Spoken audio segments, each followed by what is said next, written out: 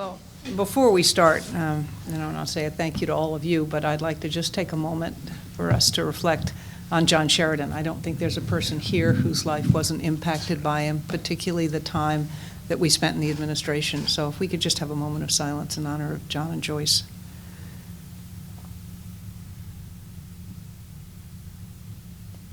Thank you. And I did want to say thank you to all of you. Thank you to Ruth, to John, to Nancy, to all those who've taken on, not the Whitman years particularly, but just doing it in general, because as we kept saying to the I won't say the brains, the people in Washington, the states are the laboratories of democracy, and they really are. I mean, there's a lot, I think we'll hear today, of things that were ideas that were brought up by this incredible team that's here that we were able to get through that have made a difference and continue to make a difference. And so not to have looked at the power of governors or what governors around the country have done to pave the way for changes that then were reflected in federal policy is a big gap. So I'm really pleased that you're doing it. I'm not going to say much to start with about this particular program, simply because I'd like to say it's because once we've done something, you move on and take on the next challenge, and you kind of leave that behind. It's probably, though, because my brain is like a sieve, and I forget, all the things that we did, because you guys were all very busy doing things.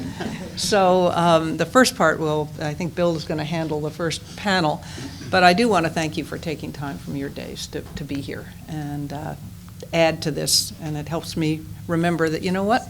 We did a lot of good things. We had a good time doing it, but that doesn't mean you can't do good things. So with that, I'll turn it over to Bill. And I'm going to interrupt for 1 second. So as I've talked to most of you, this is really a conversation. So we don't expect this to be a lecture. We expect everybody to pitch in. I'm sure you all have ideas. And so Thank you, Nancy, and thank you, Governor. And thanks to the Eagleton Institute for arranging this. First, I'd like to just note for us, a logistical matter, we're going to change the schedule slightly, and in presentations under the panel, which I'm moderating, we're going to have the section on kid care and family care go first, and I'm going to ask Brian Baxter and Jen Velez to talk a little bit about that. That's to accommodate some schedule changes. First off, I think I want to speak for all of us and say how wonderful it is to be here and see each other again. I know I have a great feeling of warmth and overcome by some very warm memories, some pain, but some good times as well, too. And I also want to speak for all of us and say, Governor, it was such an extraordinary honor and privilege to be part of your administration. I really mean that sincerely. I think that under your administration, we crafted and implemented some of the most progressive human services policies in the country for this state. And I think we did it in a time of devolution when the authority and responsibility for major federal programs came to the state level. We're faced with many choices.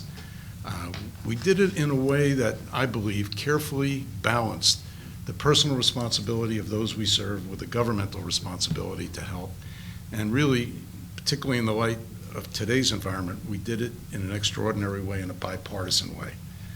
And I think very importantly, together, we also left a legacy, I believe collectively, Governor, under your leadership, that set the tone and the direction for future administrations in terms of improving health care opportunities, reducing our reliance on big institutional care for people with disabilities, in health in many, many ways, and I'm proud to be a part of that.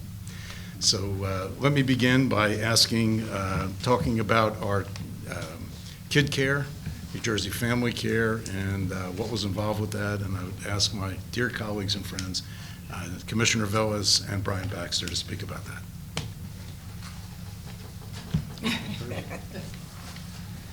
Well, I recall that New Jersey was really very far ahead of the rest of the country in kid care. Our program was sort of overtaken a year later by the CHIP program nationally.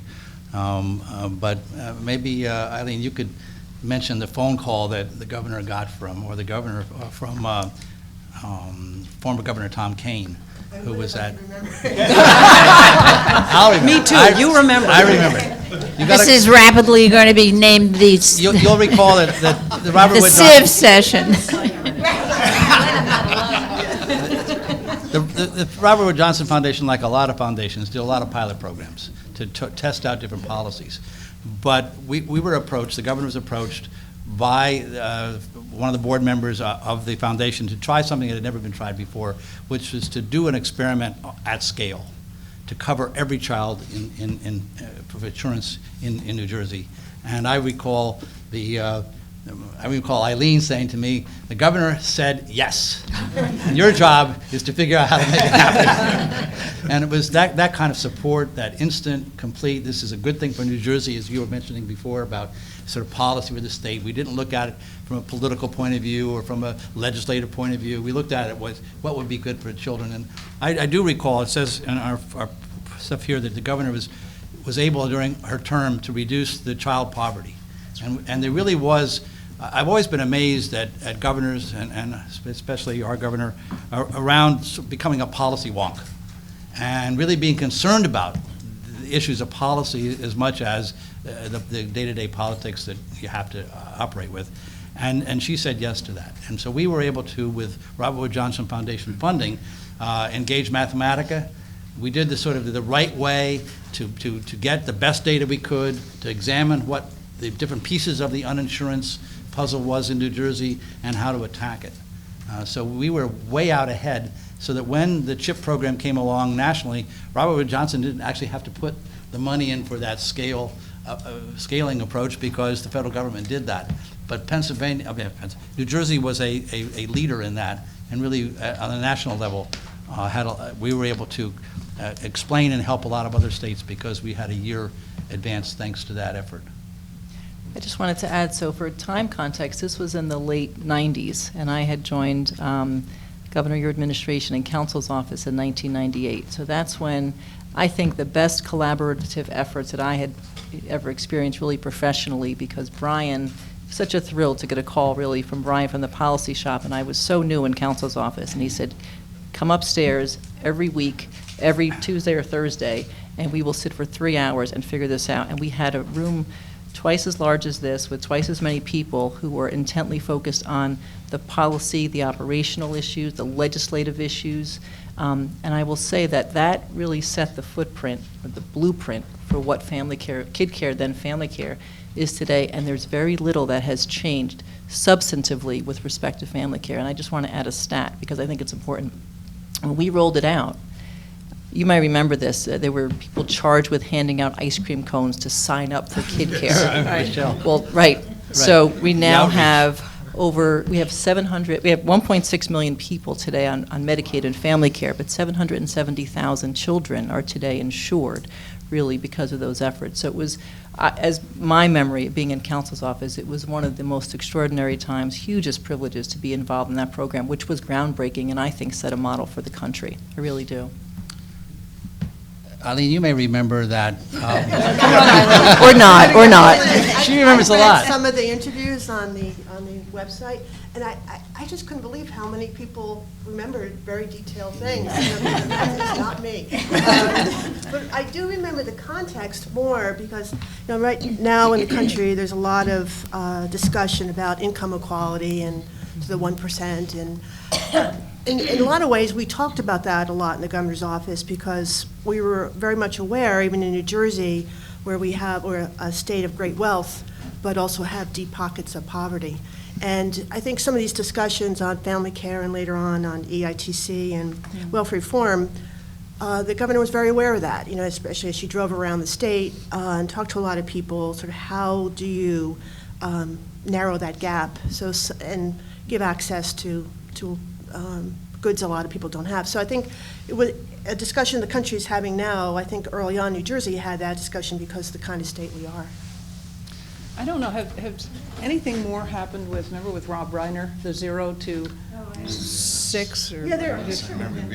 That's right. I know, we had an event with him. I remember that, but I It just was don't wonderful. remember Spinal tap. whether anything is still happening. No, I do. There are about 6 of those 0 to 3 centers are still there's some still in Trenton and Camden. I think there's iterations of them, but it was the start of that. Yeah. And that was when you spoke at a governor's conference. Jane was there, and he heard you speak, and he gave you a note, right? Yeah. Yeah. And said he'd be Well, I interested. sent him a note and said, I'd love to do this. Yeah. That's why you hated my going to. And then, we started a couple of those Yeah. 0 to 3 centers. Governor, I wanted to also mention, as I thought back around the kid care to family care. The kid care thing, in a way, was easy because children, everybody feels for children, and we had that head start, thanks to your saying yes to Tom Kane. But then as we sort of developed, and this gets back to Bill, the welfare reform, as you'll recall, the federal welfare reform program had an 18-month extension of Medicaid for people who went off to get jobs. And as we were successful in our welfare reform program, I think one of the best in the country, we found that we became concerned that folks that had gone off, done the right thing, got their act together, got a job, and then suddenly they were going to lose health care and come back on the welfare rolls. We were also concerned about sort of making work pay, making it for the long run that people could be better off if they worked rather than not, and they needed to have health insurance. So we then turned to the idea of family care, of really taking the parents of those kids. We knew from a policy point of view, I think Bill was one of those that espoused this, was that kids could have insurance, but they needed to be able to get the care. And mom would be much more likely to take that child to get the preventive care, to do that as sort of as a policy issue if we added the parents to the program. And I recall that we spent a lot of time sort of developing the policies in this committee that Jen was talking about. But thinking back, that in the year that we finally passed, the legislature passed the bill, I recall you're putting that front and center in your budget address, calling for family care. It was a major part of the address. You put your prestige on the line to see that happened. And we met with a lot of resistance from our friends in the legislature, especially in the John was one of the guys that had to go down there and sell it. It was not easy. And I recall especially our friends in the Senate, State Senate, and Senator DeFrancesco's office were really opposed to the bill. We had some very, very difficult conversations with them. And I was thinking about that on the way up, that really your sort of grit and your willingness to stand behind it, I believe that you had conversations directly with Senator DeFrancesco on this issue, and he asked that you withdraw the bill, and not only did you say no, you said, as I recall, and maybe Mike, you would remember some of this, I recall her saying that you wouldn't sign the budget bill unless this was in it. And I think if you go back, Nancy, to check the date Didn't make of me that popular bill with the signing. legislature. Seriously, we were very, very concerned this thing would happen at all. And you put the prestige of your office, you put your grit behind that and said, no, we're going to have that. And it happened John, in the do you last remember week in June. John, do you remember any of that, or Mike? I remember some of it. I know Mike does. I'm gonna have to claim the same ignorance. Well, Mike, you were Although terrific. I will say those You were conversations good. with Donnie happen practically daily. Well, we were glad to add one to your list. And I think Why were they opposed to it? It um, wasn't their idea? it was ideology. It was It was expanding the care. We Right. took full advantage of what the federal government allowed us in, and that was after we'd gone down and negotiated with the other governors, with Congress, congressional leaders, and we took maximum advantage to allow people to get on their feet so they could really Right. support themselves. And I have to tell you all, you should feel really good, because even as recently as a year ago, I ran into a woman who had a job who came up to me and said, I cannot thank you enough. What you did in giving me the ability to get educated but taking care of my kids so I could understand that they were being taken care of. I have this job and they respect me, and I feel much better about it. And that's thanks to all of you for Doesn't get for what better you than did. that. No, I that's just what it's wanna- all about. If I could, having worked in 3 administrations as well, one of the, I think, perspectives that I came away with was unique was we had a governor in those days that was willing to expend political capital on very difficult issues. I remember once, this is going a little spring forward, you bringing me to Republican caucus meeting. But it was a lot- Sorry about that. There was a lot of pushback on closing an institution. And one of the legislators got in my face and said, you worked for the Democrats last time, why don't you do it then? And my response was, I don't know if you remember, I said, I got a governor with the courage to take this one on, do the right thing. And I really meant that, and it makes a difference. it does, in all these areas. I want to just reiterate a point. Brian mentioned it briefly. I just don't want to gloss over it and lose it. one of the programs that you were referencing under Governor Whitman's administration was workability. So that's the program that allowed people with Medicaid to keep their income and keep their job, right, and allow people's benefits to continue. That program continues today. It's also another one that's a national model, and we're constantly trying to get the word out about that program, but that started here.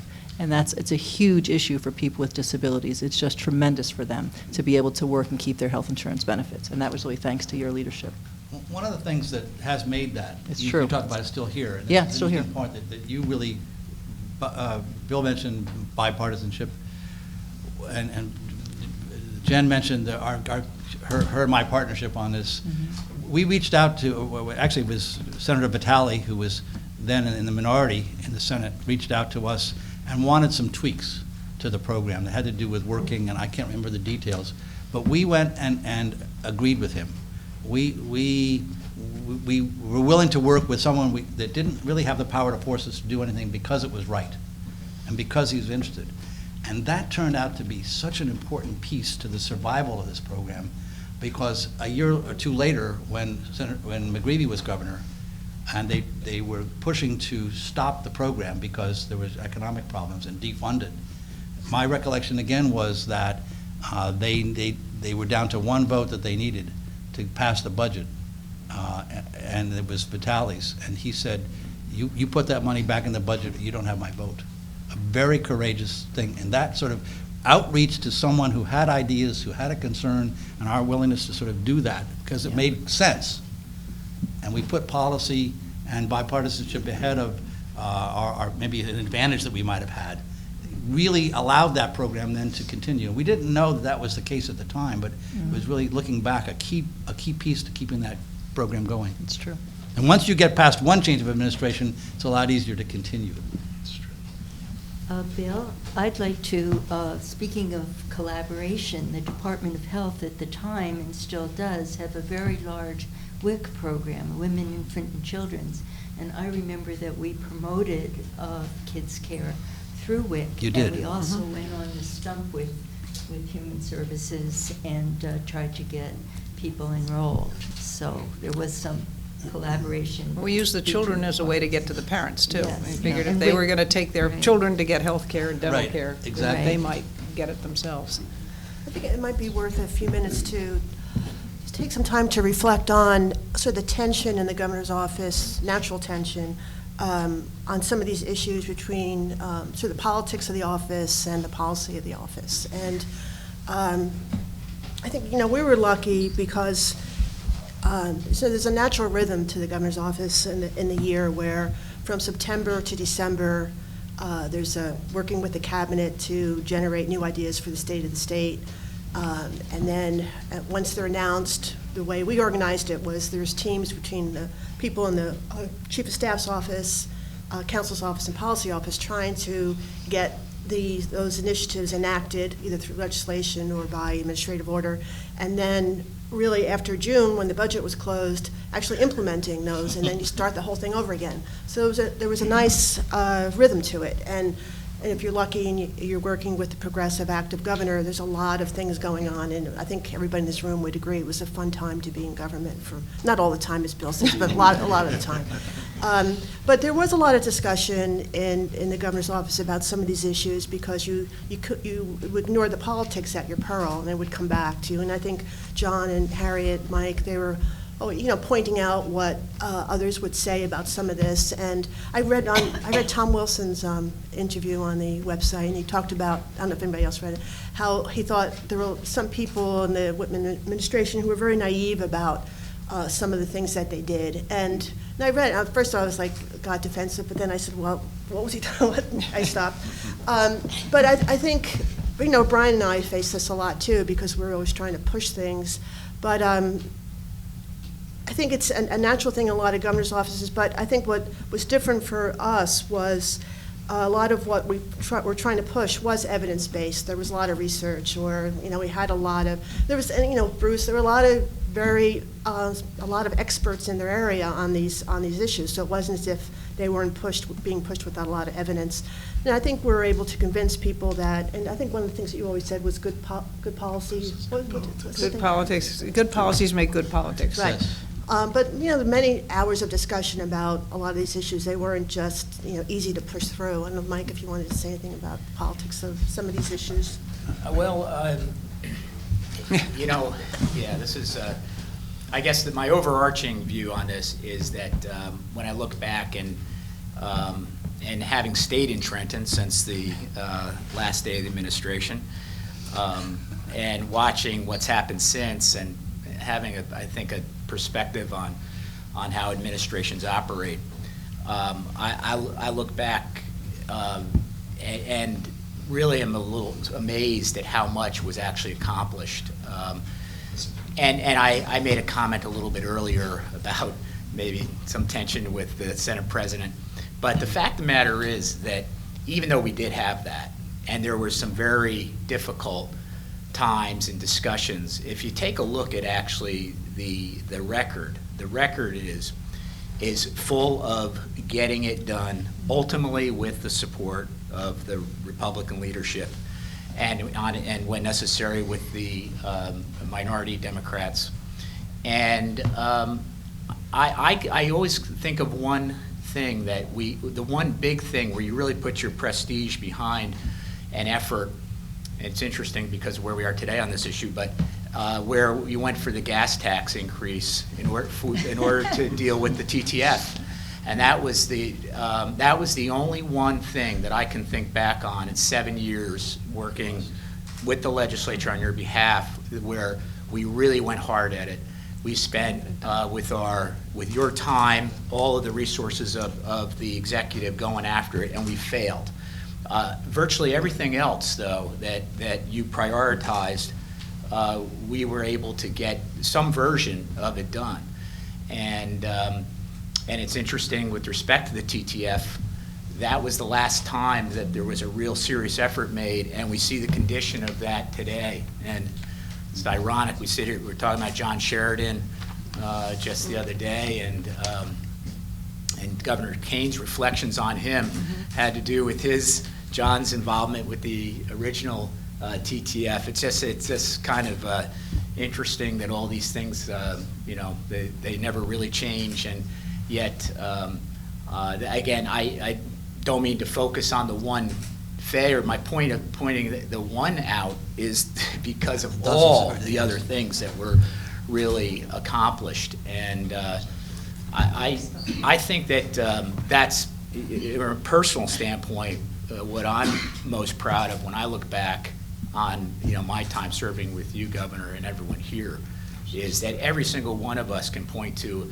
a series of things that we put a lot of blood and sweat and tears into, and we're able to accomplish it. So, we're going to go today over a series of things where Jen and Brian were just reflecting on kid care and where it is, how far ahead it was and where we are today with that.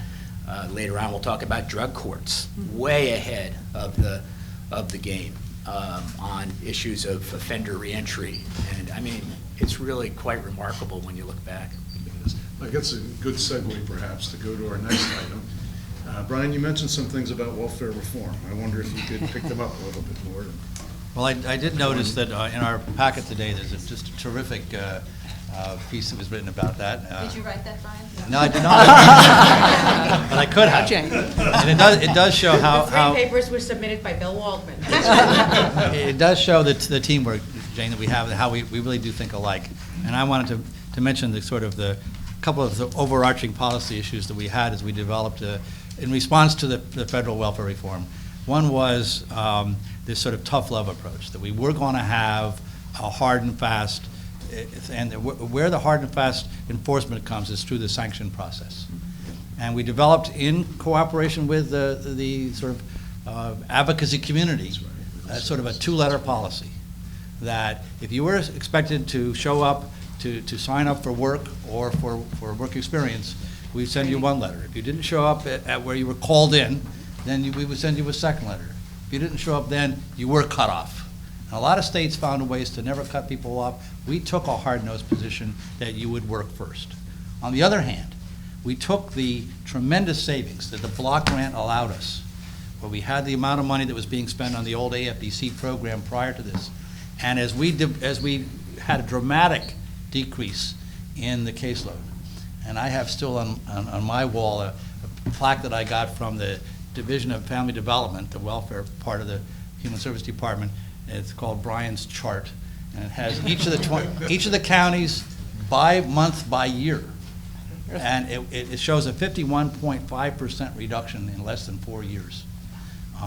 Greater in some counties than others. And I'm sure you'd be shocked to know that the Essex County, I was looking at the chart the other day, had the less reduction, about 40%. And other counties, 3/4 of the welfare rolls were cut. So we found ourselves with a pot of money.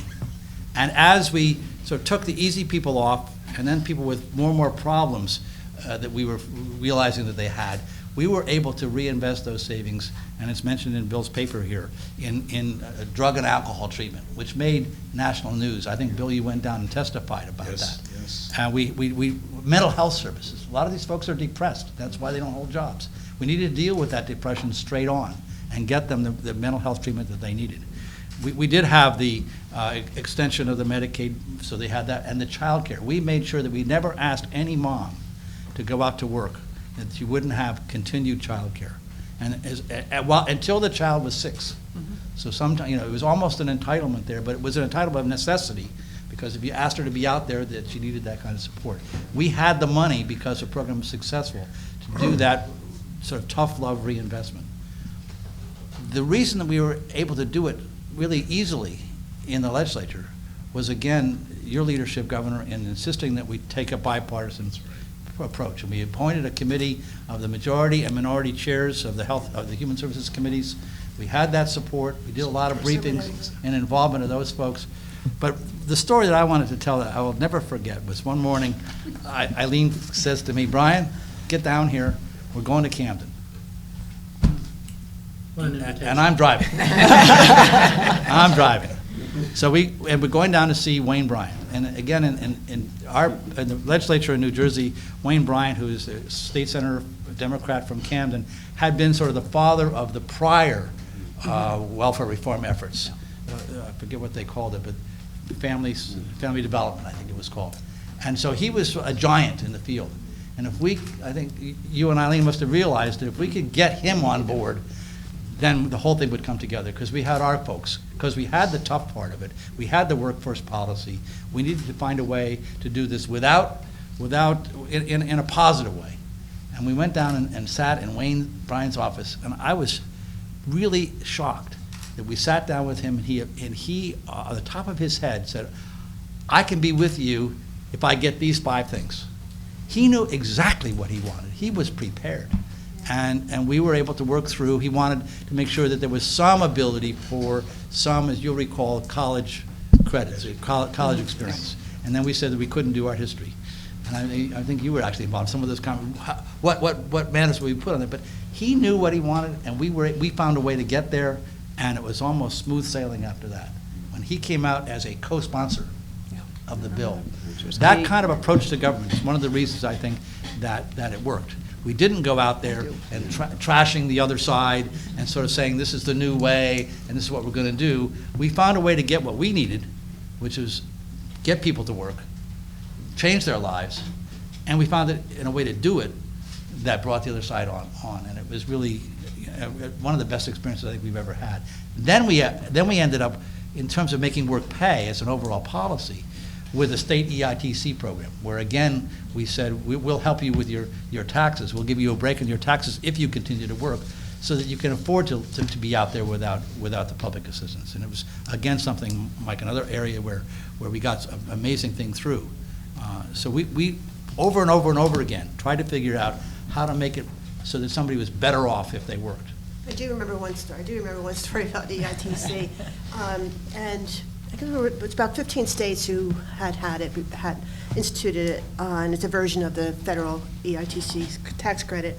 And again, this disparity in our state between the wealthy and not wealthy, and how do you pick people out of poverty? And that was sort of the general discussion, but there was a very pragmatic discussion about how much would it cost. And OMB was very much against it, doing the EITC. And I think we were announcing it make an announcement in the budget address, if I'm correct, if I remember. And so we're back and forth in the budget discussion. You'll all recall the hours and hours we spent in the governor's outer office discussing every line item. And so finally, we had discussed it for a few weeks, but we had to make a decision. So the governor said that I would be given 10 minutes to make an argument, and Charlene Holtzbar, who was at the time OMB director, would talk about why, and her concern was that this was another entitlement that would grow over the years, as many entitlements do. The first year cost for about $40 million, significant. And so we went back and forth, and luckily the governor chose me. And I I won. had to live with you on that. Didn't see Charlene every day. But I see, it's nice that Jennifer's here. So you see how these things play out year after year, because I saw recently that the current governor cut it, well, I guess it was cut back to 25 to 20%. Now there's back and forth about. And then Brian told me yesterday that he's working to try to get one passed in Pennsylvania. So these things play out, over the years. I was going to say, some things haven't changed, so we still do fight very much with OMB about a number of things, of course. But I don't want to overuse the word blueprint, but really much with respect to Work First New Jersey, the supports that follow someone when they leave welfare are still in place. And so that is really a tremendous credit, because we were so ahead of the curve, I think, at the time, and that's still in place. The child care, the Medicaid, the transportation, and that really was the right policy at the time, so it's really lasting. So I just wanted to make the point that 15 years now later, more really, it's still in place. Right decision at the time. Substance abuse initiative you referred to. That's is right. still That's there, also in place, So right? proud of Substance that. abuse, mental health services still in Ironically, I place. chair the board of the organization that operates that program. There you go. Very proud of it. Really very proud. The last thing I wanted to mention was, I think about this, what the toughest challenge in making Work First work was an internal bureaucratic struggle to marry the boards of assistance in the Human Service Department with the State Employment Service in the Labor Industry Department. They're the folks that in the government know how to get jobs, did job placement, and some of the worst meetings of my life. We're trying to get those two bureaucracies to make nice to each other. It's almost more difficult to do that than to get Donald DeFrancesco to buy onto something he didn't really want to buy onto. And that, in the end, just didn't work. One of the other unique challenges I'll speak to, I think probably a lot of us forgot this, was I wanted to take the opportunity when we did welfare reform to consolidate what was called general assistance. This was a program operated by 566 municipalities. And frankly, if you went to one of our urban centers, they'd have a 9 to 5 operation. People could come in. One of my favorite towns, I won't mention, had their municipal assistance director was the barber. And if you wanted to apply, seriously, you had to go to his shop on a Thursday afternoon. If you missed that, you're out of luck. So, yeah, exactly. But it's also the home rule issue that we struggle with. And we said that the counties already operate the predominant welfare program for families, temporary assistance for needy families. Why not consolidate into the 21 counties what the 566 municipalities do? And in passing the bills, if you remember, that was one of the most difficult struggles we have. It wasn't about time limits, how much we allow for education. It was the masses of municipal assistance directors supported by legislators. So we compromised in the end. We made it voluntary. And I think we're pretty close to. There's a handful now that have it consolidated, very few. I want to say maybe a dozen or so that are still sort of holdouts. That's an area still ripe for. Did we get Not Newark? much better. Did we get Newark in? We got some more. We got Newark. Newark into Essex Okay. now, and Atlantic City into Atlantic That would County. be- So there were some big ones. That's an area still ripe for a lot of reform, how we deliver social services. But that was groundbreaking at the time, for sure. If I could add a little different Please. perspective from the speechwriting shop's point Yeah. of view. Because Eileen talked about, September to December and January, once all you guys came up with all this brilliant stuff. we had to figure Bob out- loved us. We had to figure out a way to communicate it in some way through the governor's speeches. And I came to realize that one of the measures of what was a good policy was whether we could communicate it in fairly simple terms that people would understand. Because if we couldn't get it, because we're just writers, we're not necessarily all that bright, we couldn't explain it to anybody else. And nobody would understand it, and you wouldn't get any grassroots support for it. So it was, I think, a real measure of the success of these things that we were always able to find some fundamental principles that made sense to people that we could explain. And the other thing that was a benefit is that the governor did not insist, as many governors and presidents do, that in the state or the state address, that she's interrupted for applause every 34.5 seconds. She was willing to take time in these speeches to actually lay this stuff out in a way that made sense, but that also, I think, demonstrated her commitment. Because too often those major speeches become just, cheering sessions, and half of the chamber gets up on its feet and the other half sits down, and then, all that sort of stuff. She was willing to really give a substantive talk and explain this stuff in ways that people could understand. And I think that really did reflect the wisdom and the principles that were behind all of these policies that helped get them through. They made sense and people could understand them because they were addressing real concerns that people had in a way that could actually accomplish the goals that were set out. Bob, I remember a lot of those speeches and how successful you were in translating them into common sense language that people could understand, and how you tried to stay away from the jargon. And in health and in some of the issues that we had, there's a lot of jargon when you have to deal with people who are testing water and people who are have a kind of myopic view because that's their job. Trying to translate that to the public is a real feat, and I think you did a really good job doing that over the years. No, you're very kind. I do remember one thing on Work First. I think a year after the program was in place, we wanted to have some folks in the gallery who had benefited from the program, and it gave us about half a dozen names, and we found 2 or 3 people that we thought would be representative. So a day or two before, we called just to confirm with these folks that they could make it and everything else. So we called one of the folks at their job at UPS, and they said, "Oh, she doesn't work here anymore. She was fired last week." Oops. So fortunately, we had called to confirm. So we were able to get a hold of her and say, "We're sorry you ended up on the cutting room floor. You don't need to come to Trenton in a couple days." But it's telling the stories around some of these things that really does help get them across. And the governor's willingness to do that, and also, as I said, willingness to really talk about this stuff in a comprehensive way and not just look for the applause line, I think helped a lot. There's another element to communicating. Obviously, the first step is to make it comprehensible. But I was thinking, Ruth, when you were talking about executive leadership qualities, it may have been the 3rd or 4th cabinet meeting when the governor said to the members of the cabinet, when you're communicating an idea and you have said the same words for the 100th time and you can't stand saying them one more time, maybe then the public is beginning to tune into the message. And I've always remembered that because, and Judy Shaw was a very good reinforcer of the message concept. But it's really important when you have a theme to stick with it and to not be switching all the time. And I think that was one of the executive leadership lessons I took away, Governor, which is how you have to stick with the theme and wait for it to really penetrate, because it takes time. Mm-hmm. And you're kind of in an echo chamber where you may think people are getting it because you're doing it all the time, but in fact, it takes a long time for this information to sink in. And Len, that was particularly important in dealing with the media, who we know has difficulty understanding complex issues, and trying to make it into a more simplified language. And I'm thinking of Tom's River right now.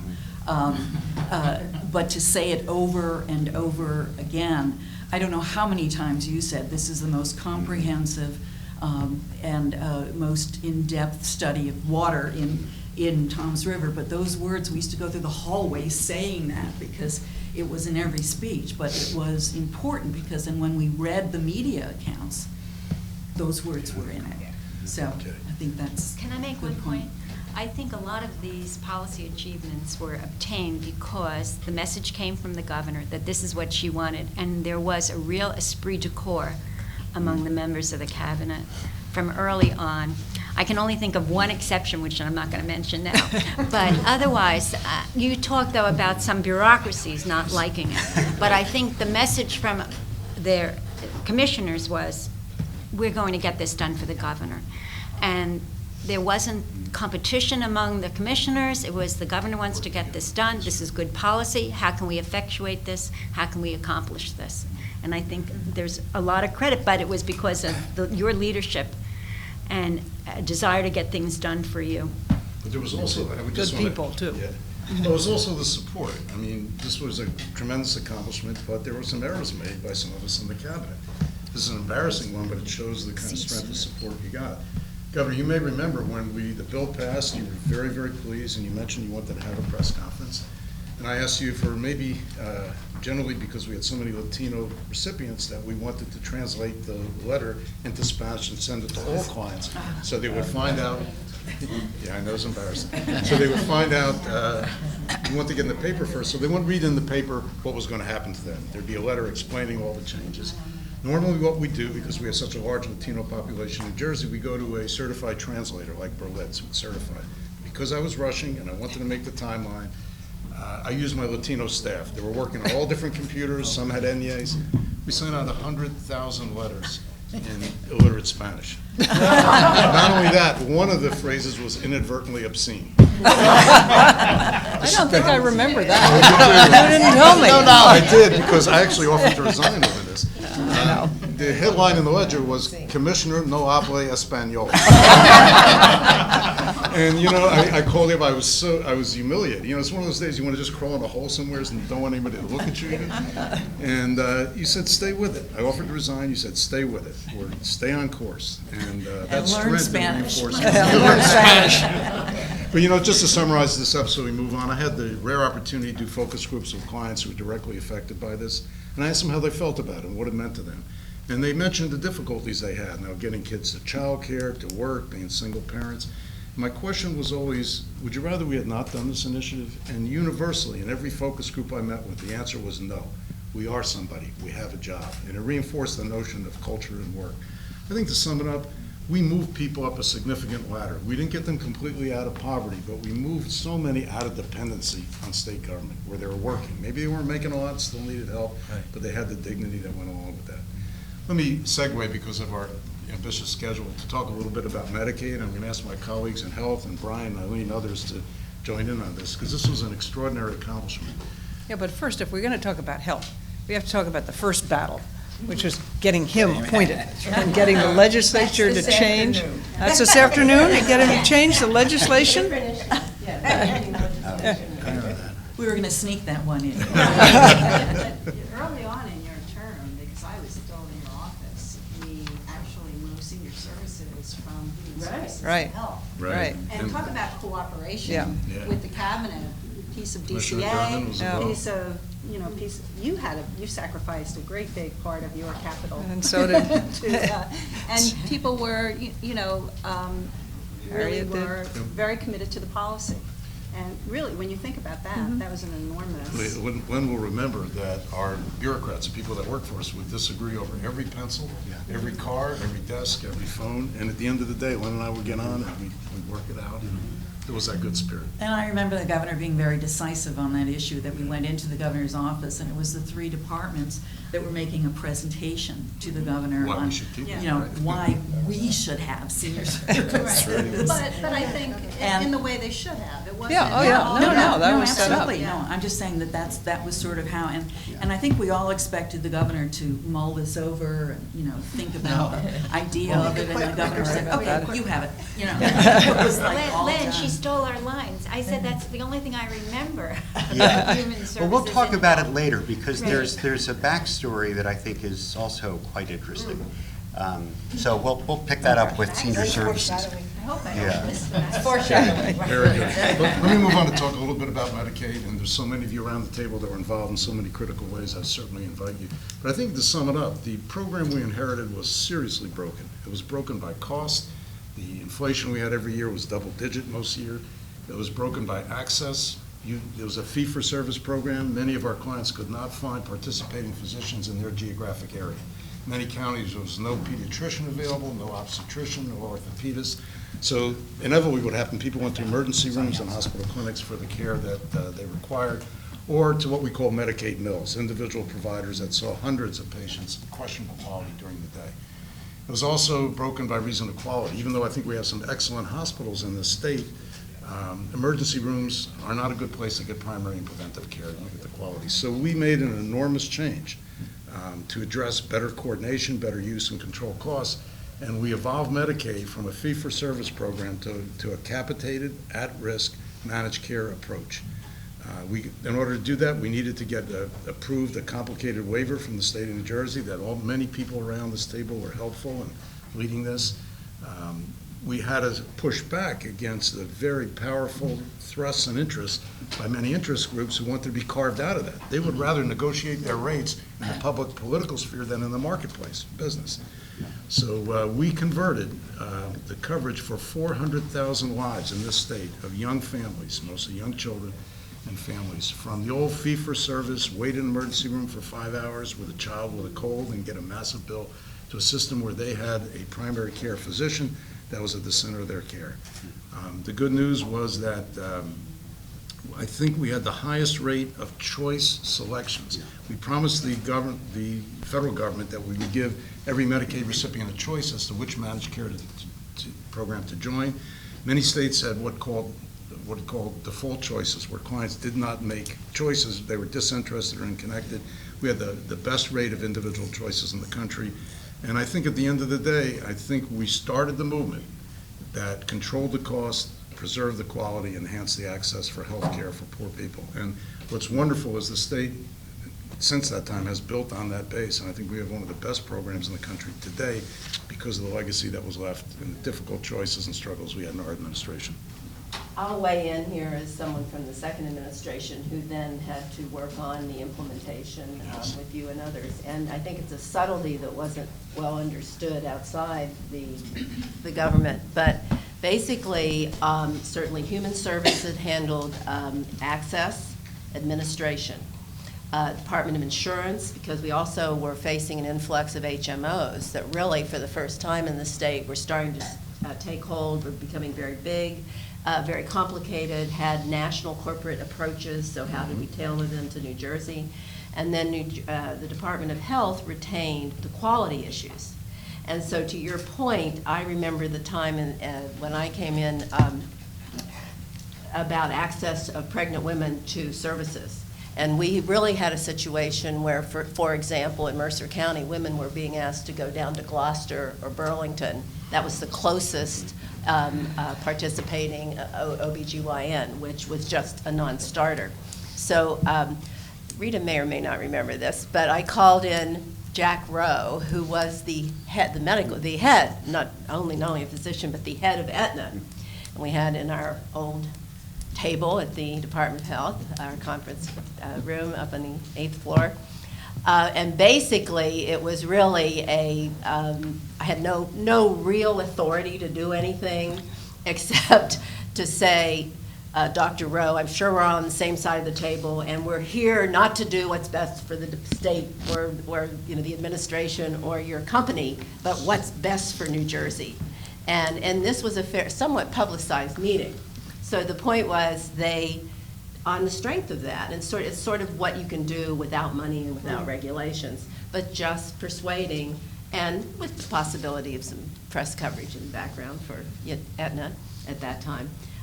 They then really created an approach to have medical ombudsman. I'm not saying it was perfect, it didn't change things overnight, but it was a way to help companies understand and change, and it was really a big sea change for HMOs who weren't used to doing things somebody else's way. Yes. Particularly for Medicaid. Exactly. Recipients. That was a sideline business that you weren't going to pay. That was maybe make some money, but don't pay attention to quality there. Bill, one thing I want to underscore that I think was one of the great accomplishments that you touched on, which is the opportunity that beneficiaries had to make choices. I think there were counselors that were made available to them to help them. That was an extraordinary effort, and it's one of the reasons that there's a lot of opposition to Medicaid managed care in other places is the feeling that beneficiaries will be overwhelmed and will not be given choice. And so that approach, your department thought that out so carefully. And it's one of the reasons that there wasn't backlash, which there easily could have been. You guys really sweated over what the experience of beneficiaries as consumers would be. And that's a tremendous credit to your department. One of the other big struggles we had that comes back in this conversation that may not get a lot of publicity is we were very concerned about excess profiteering in the insurance companies. And there were some very bad examples that had happened in other states. So with the support of this administration, we said to the HMOs, there's going to be a medical loss ratio. 15%. You cannot spend more than 15% of the capitated dollar we give you on administration and profit, period. And they push back and say, well, you're not going to have a program in this state. We can't get capitalized on Wall Street with that kind of arrangement. But with the advice and support of a lot of people in this administration around the state, we held firm and we succeeded. And the way the market played out, it worked for them and it worked for us, and most importantly, it worked for the clients that we serve. Bill, do you remember the conversation you and I privately had about whether we should cover under Medicaid Viagra? I remember that. This was one of the most embarrassing. I remember the phone call when I had a call for your advice, and I said, Governor, the federal government said we must cover Viagra in the healthcare program. The only option we have was the amount of dosage. How many times have we got into that? Right, so exactly. I called the governor. I said, Governor, what do you think? And she said, Bill, what do you think? I didn't ask you how much you needed. That conversation has a lot more resonance now. Governor, that would have been one time it would have been okay to defer to your husband. Oh, no, Harriet, you're implying things. We were younger then, remember? That's right. That's right.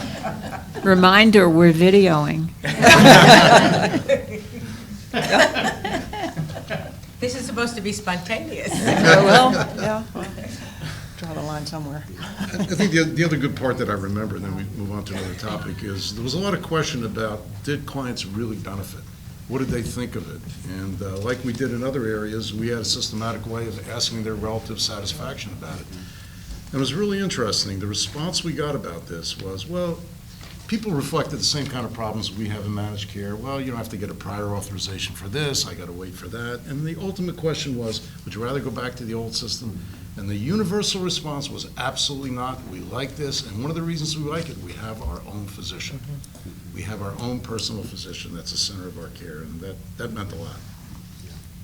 And we did, our two departments collaborated on the reports, the public reports that were done on satisfaction with the managed care plans, which was another way of, incentivizing them to perform well, knowing that they were going to be judged and that it was going to be made public.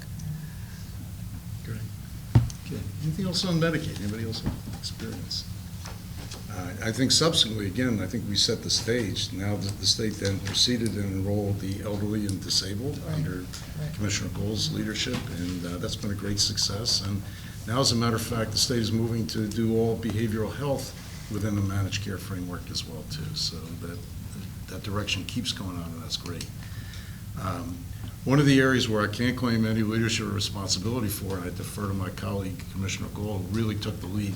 Kent, I'm so sorry. I just, you get fixed at that point in time, the intensity. That's right. But it was a Children's Mental Health Initiative that truly revolutionized the way that we provide behavioral health care to our children. Thank you, Bill. And for the record, I've almost forgiven you for sentencing me to the lowest rung of Dante's Inferno when you asked me to step in and run DIFUS. I want to tell you.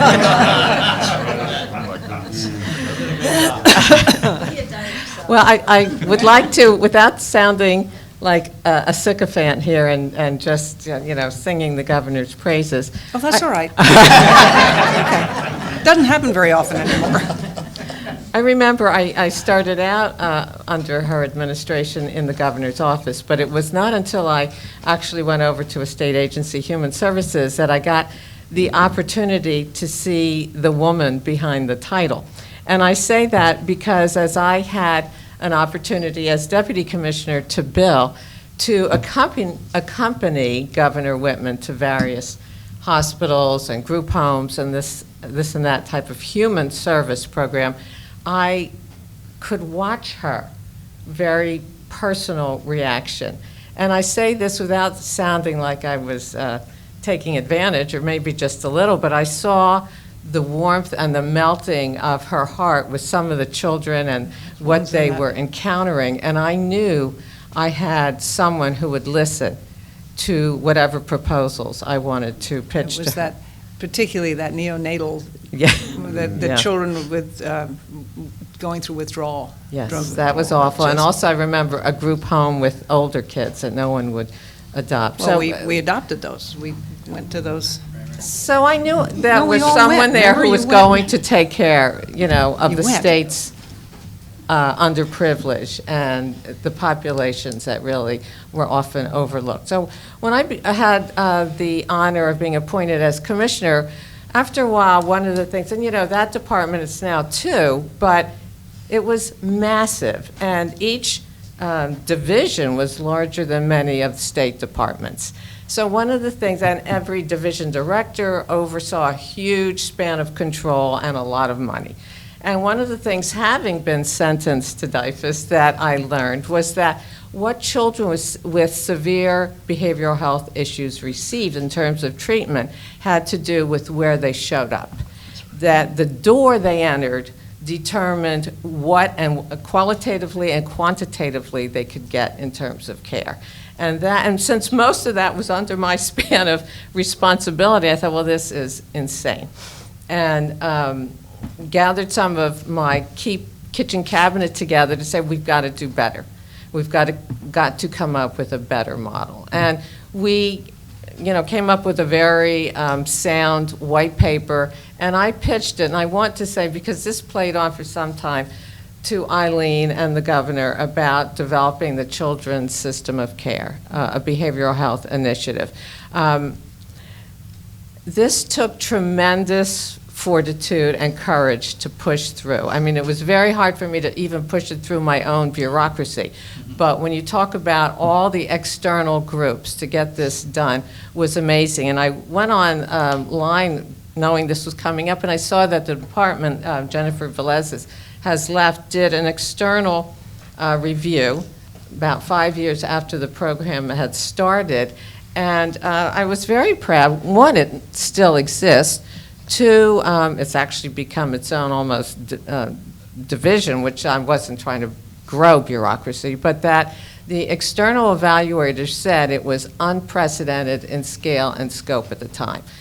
So that's yet another example of how, through this administration's dogged leadership, we were really at the forefront. And this program resulted in, regardless of where a child showed up, whether it was through DDD, whether it was through DIFUS, through the mental health system, they were funneled, their care and case, to one organization, and then a very elaborate system of supports was then available for them. I did want to, so it is for me the most personally rewarding moment I think I had in my entire time with Governor Whitman, was the strength that she exhibited to get this done. As I say, it was massive. It was most amazing to me, her continued commitment, and Eileen's, when the governor had announced she was leaving 1 year early, and I too announced that I would leave early, and we started getting significant resistance as we were trying to roll out the final phases, legislative resistance on this, because one of the key components was hiring an outside firm to really be the ASO, the Administrative Services Organizer, do all the intake and assessment. Tremendous push to dismantle that, not to do that key component for political reasons. And again, I don't really want to get into particular name calling, but it was extreme pressure, and every time the pressure got ratcheted up, I would pick up the phone, call Eileen, who would go to the governor, and the governor would say, hang tough, keep going, keep going, keep going. And when I left, the governor had just left, I was worried that this would fall apart, and I was happy very happy to know that what for me is my legacy continues to this day. So. I'm very passionate about that. Yeah, if I could even add to that, I would say it's not only continued, but it's been so successful that that is the model that you created that the state would like to use now for adult behavioral health. And Yeah, that's, thank you. that's an Yeah. extraordinary compliment. Yeah, I remember those days. It was truly extraordinary. And I think it took away a lot of social injustice that occurred to children in the old system, where depending where you were, where you lived, The how a judge stovepipe would look- kind of, exactly, yeah, right. Exactly. So it was a huge step forward, still very well received today and appreciated. Thanks. We're actually early. Could I just take Nothing wrong 5 with minutes to raise one thing that's not on the agenda, but I thought was a great reflection on the Department of Human Services, and that was Tropical Storm Floyd. Remember that in its infinite wisdom, the legislature appropriated $80 million to assist the victims of Tropical Storm Floyd. That created a huge problem, because when the governor asked for a federal disaster declaration, they have to certify that the extent of the disaster exceeds the state's ability to deal with it. So this $80 million appropriation was in danger of losing our federal disaster declaration. So Carol Kronheim and I were tasked with kind of figuring out how to make this work. And it was the folks at Human Services who really helped us design the program that we use to kind of piggyback onto FEMA, stuff that they wouldn't cover that we would then cover up to, whatever the limit was. And what was so great about the job that your bureaucracy actually did, and I know human service bureaucracies in general get a bad rap, but we got all of that money out the door quickly and without any, when audits were done later on, any waste, fraud, or abuse, and helped people who would otherwise not have been helped. FEMA, if you have 4 feet of flood water in your house, and I know this is off the subject, but I think it's important, FEMA will give you money to replace 4 feet of drywall. Well, nobody replaces 4 feet of drywall, you replace 8 foot. So we've given that, so the program we created with Human Services was to pay them so they could 4 feet up. And the folks that you assigned to that, Michelle, did such a great job with that, because you were used to interacting with people where you had to verify the information you got, verify income and all that other thing. We were able to piggyback onto the experience that your folks already had and get that job done. And I kind of think that ought to be a model for disaster relief going forward, because it really did work. I mean, Bob, thank you for reminding me of that. I think it also points out something, that we had the honor and responsibility of being at the top, everyone here. And there's so much bad-mouthing of public servants. And I certainly, my experience was that I had never met such passionate, caring, and bright people who were down to some of these bureaucracies as I did when I was in this administration. And they go very unsung. So. Bill, didn't you also have a role in the Edison disaster, too, that explosion in Edison? I believe we did. We Yeah. did repatriating people. But that was from- early in the administration. Oh, that was very, right at the beginning. That was amazing. Yeah. Because I remember thinking, I think I'm in charge of fire safety, but I'm not sure. As I passed the fire department in Metuchen, I said to my husband, but anyway, I know that DCA, we took care of housing, but I know that Human Services had a piece and was there We helping did, and people we right worked- away, and there was no roadmap for that either. Exactly. No, that's for sure. Before I break, I just want to close. One of the themes that's emerged for me is that good policy is good politics, and I think this administration recognized that. I remember, governors, and this goes back to the welfare reform, we had some tough decisions to make. One of them was whether or not to make legal immigrants eligible for a lot of benefits. Very controversial national issue. And I remember a conversation with you, like a good staffer, I prepared you with some options, like how much it would cost, perhaps, what do you think? And I remember you looking right in my eye and said, Bill, when did your family come to this country? And I said, well, I'm only second generation. And I think you said, well, mine probably came over on the Mayflower, but weren't we all immigrants in this country at one time? Shouldn't we all also that hand? And that was a very impressive message I got that may have differed from. I'm not going to be here this afternoon. I just wanted to add something. Looking around the table, I don't think any of us, I think there's a real diversity in our backgrounds in this group. And I know when you're doing the governors come together, and a lot of the people, especially in the cabinet, were always member of a political party and sort of, really kind of supported those goals. We come, if you look around, a few of us were from Hudson County. I never met a Republican until I went to college. I know that the governor was very committed to get the best people for her cabinet, which she got a lot of flack for. People that were in the governor's office, when we hired policy people, we were really looking for people that could help, represent some real expertise in those areas. And, I think this is really a tribute to the fact that what Mike said before, that we got so much done, that we did really come from different perspectives. The governor loved to have people around the table disagreeing, so she could come out with a more informed decision at the end. And, I really think it was, even though it was a Republican administration, and we certainly upheld governor's policies, and it was such a different time in terms of the way we look at the Republican Party now. I think we were really a party, or people of a tremendous inclusiveness. We really cared about cities, we cared about Medicaid, we cared about kids, we cared about people that weren't privileged. And it really is a testament to your core and your values, but also that we put together the people that really could help us deliver those great policies. So I just want to say that. Looking around the table, I'm struck again by that. Jane, there was something, and I know some people may have to leave at different times, but I'll say this before the end, but I would have saved it for the end otherwise. We've done 2 others of these things, and I must say I am always humbled when we do it, because I've forgotten a lot of what we did, and we accomplished a lot, but it's the we. I didn't. My strength was finding good people like all of you, and then relying on you, saying this is where we should go policy-wise. You figure out how we're going to do it. Let's see how we get it done. And none of this could have happened if you all hadn't been such a great team. And we've already heard a couple of examples, and we'll hear some more, where people had to come together and give up some power, give up some responsibility.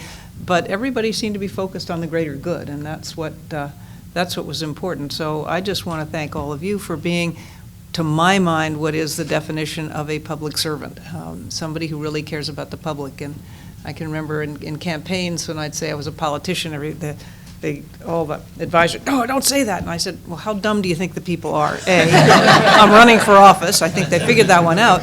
But B, if you go back to the origins of the word, it's based on polis, on the Greek word for people, and it's about serving people. And so I just want to say I am humbled by the quality of the people I was able to attract because of the job that you all did to make these things happen.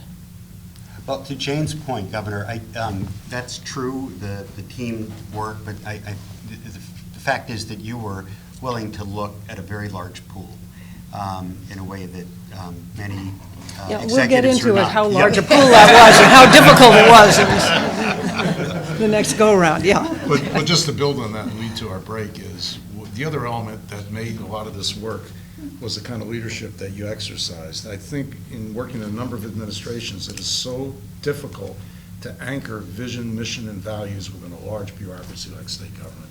And your leadership was successful in doing that. We had a sense of your values. They were part of decisions we made every day and programs we were in now, so that's part of it. We were making it, we can all say it together, the best place in which to live, work, and raise a family. Yes. Yeah. Take a break. We're going to take a break. Okay, let's continue our discussion of human service issues.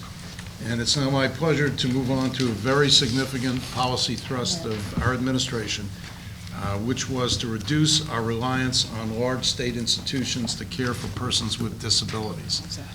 I can't say that was a unique trend that started in New Jersey, but it's one that we believed in.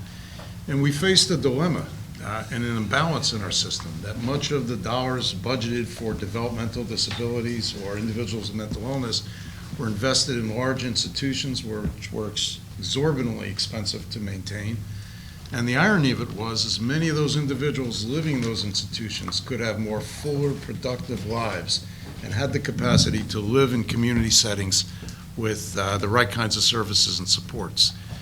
So we undertook an ambitious process to close 2 institutions. We didn't just pick them out or do it arbitrarily.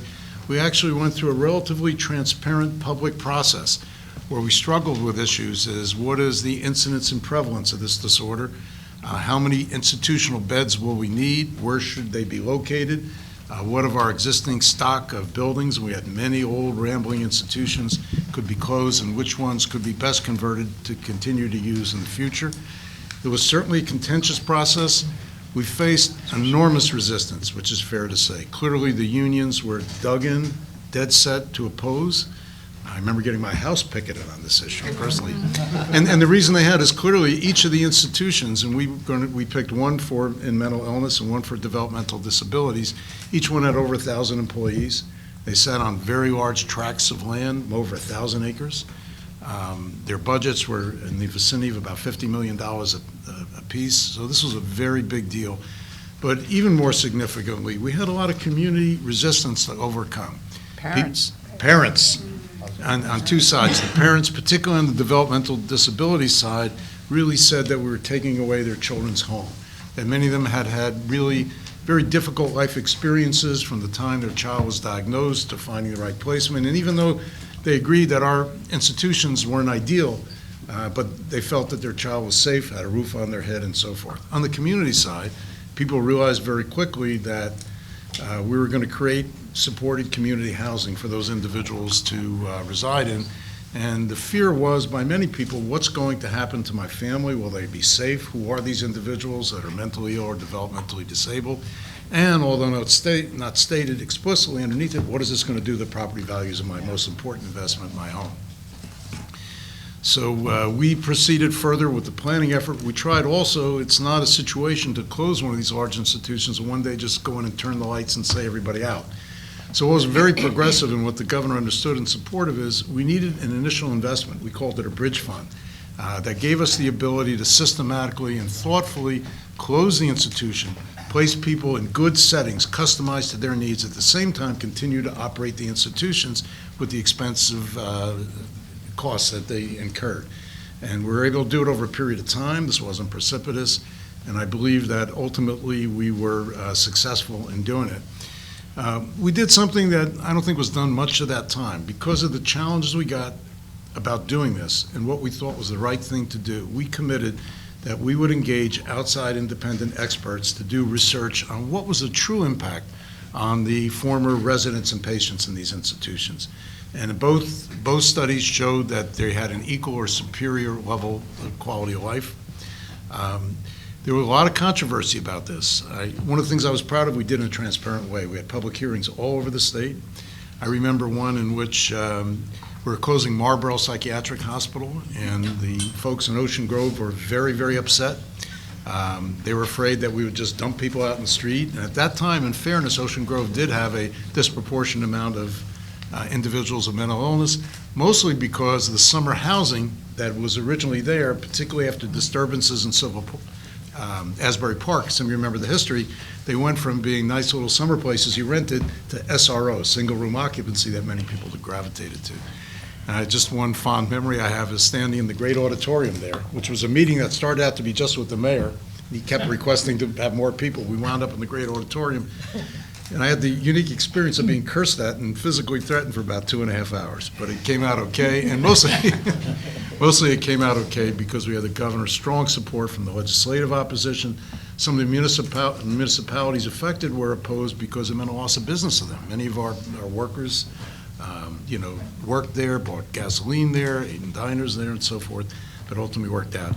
What I'd like to do is, we have a formidable advocate in our state for this population and expert with national credentials who was with me at the time and very supportive. I'd like to just turn to Deborah Spitalik for a moment and have her give an outside independent take on this. Oh, well, thank you so much, Phil. And I'm really honored to be part of this and also to have heard the conversation this morning, because I think the efforts at the very successful effort in closing North Princeton Developmental Center really mirrored the themes that people have discussed this morning. The notion of using evidence to make good decisions. At the time that the governor made this commitment, New Jersey was lagging behind the rest of the country in services to people with developmental disabilities. We had one of the largest numbers of institutions, and some of the population issues still persist. But we had entered the ICF program that would have given us federal resources later than most states. And really, the selection of North Princeton was, I think, based on the evidence both of the physical space. It had been various incarnations of human services entity, and was also continually losing federal reimbursement and then trying to regain it. And I think very much demonstrated the way that this was not neither an adequate nor humane way of serving people.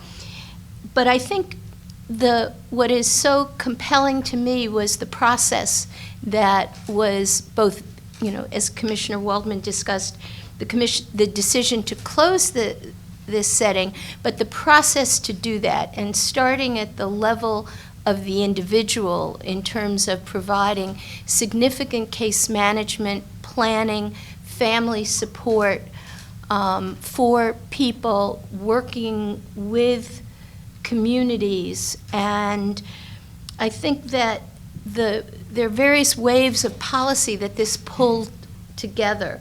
I think the first time that people who had been living institutionally were now employed, a lot of the work that Brian has done, some of which even benefited from the Medicaid Medicaid buy-in. But I think it was a very courageous thing to do at the time. But what characterized this effort, I think, was that it was done very well, and that it was really a partnership between government and other parts of government in terms of state universities and the private sector in terms of provider agencies.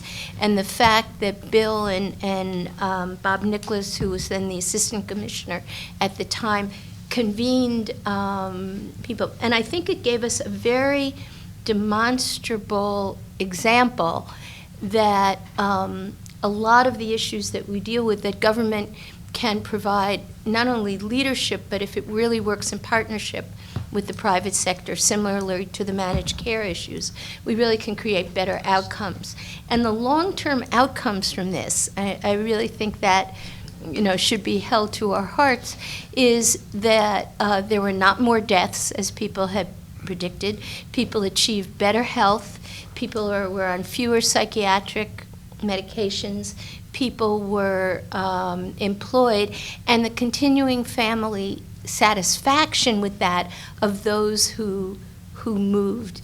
And I think, unfortunately, sort of moving forward in this way, got engaged in subsequent interests in closure, really ran into very vocal, limited numbers of people,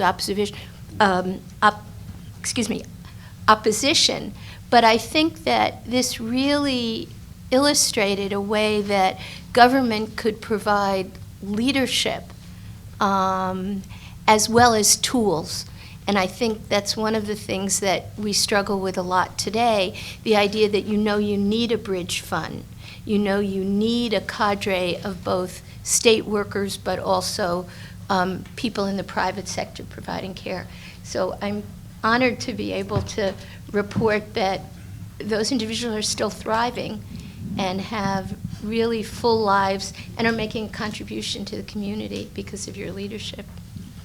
Thank you, Deborah. Very much appreciated. You were talking about it doesn't get much better than that to have a national advocate praise program that was really hard to pull off. Bill was pretty great. And I just want to mention that Dr. Spitanik also sat on an advisory council that we had at the Department of Health that redesigned the early intervention program. So she's been helpful in a number of ways. We always try to pick the best from wherever we can find them. I can remember some of those meetings. Remember the meeting in the State House with the parents of the developmentally disabled, and the real concerns that very legitimate concerns that they had, that their their children had a structure and they were comfortable with that structure, and you took them out of that, they wouldn't, all of a sudden they'd be lost. And it was just the fact that there's so much research that said, no, they were going to be better and they would be able to do more than they thought. And by making the commitment that we were going to continue to fund them, because that was the other thing they didn't believe. They said, you're just going to put them out there and then stop funding. And we made the commitment and kept to it. And the nice thing is that I've had parents at that point who, after a couple of years, come say, well, my son or daughter is doing more than I ever thought they would be able to do. You had a parent sitting at the table. Yes, Probably I don't know. am No, a I didn't family know that. representative on the New Jersey Council on Developmental Disabilities, but for the, I know that this is being filmed for students, and I can't let the opportunity to go by, not to mention that it's 50 years since the enactment of the Americans with Disabilities Act, and coming out of that is something called the Olmstead Supreme Court decision. yes. And I think it's very important that, especially for the students who are going to see this, that there actually was a suit brought by actually it was mentally ill occupants in a institution, and I believe it's Alabama or Georgia. And they both, one of them had both intellectual Intellectual disabilities and and mental mental illness illness. co-occurring. And Olmstead was the Commissioner of Human Services in Georgia, Tommy Olmstead. So it was Yeah, Georgia. Definitely Georgia. And they sued and won that because of the Americans for Disabilities Act, which said that intellectually disabled persons and mentally ill persons should be housed, they deserve to live in the place that could make the most of their potential. Least restricted. Exactly. One way to look at that is that Supreme Court decision, which had dramatic impact in our field, really codified into law the public policy that the governor supported. That's right. I remember, Governor, this was a hard fight in many ways, but one of the most gratifying parts of it, I don't know if you would recall this, is at the end, we actually won the parents around, the parents group that opposed us. And they gave us a plaque, which you let me keep, which I really appreciate. And it was something that really made us feel part of an important movement. It was the original brass door handle. Yeah, from the facility had many names. At the time, on that brass door handle, the institution was called the New Jersey Village for Epileptics. And just thinking about how far we came since the 1890s, when everybody was slightly different, was locked away, had no choices about their life, to where we were today in closing an institution, was very, very moving. I have to polish the brass now, how about something really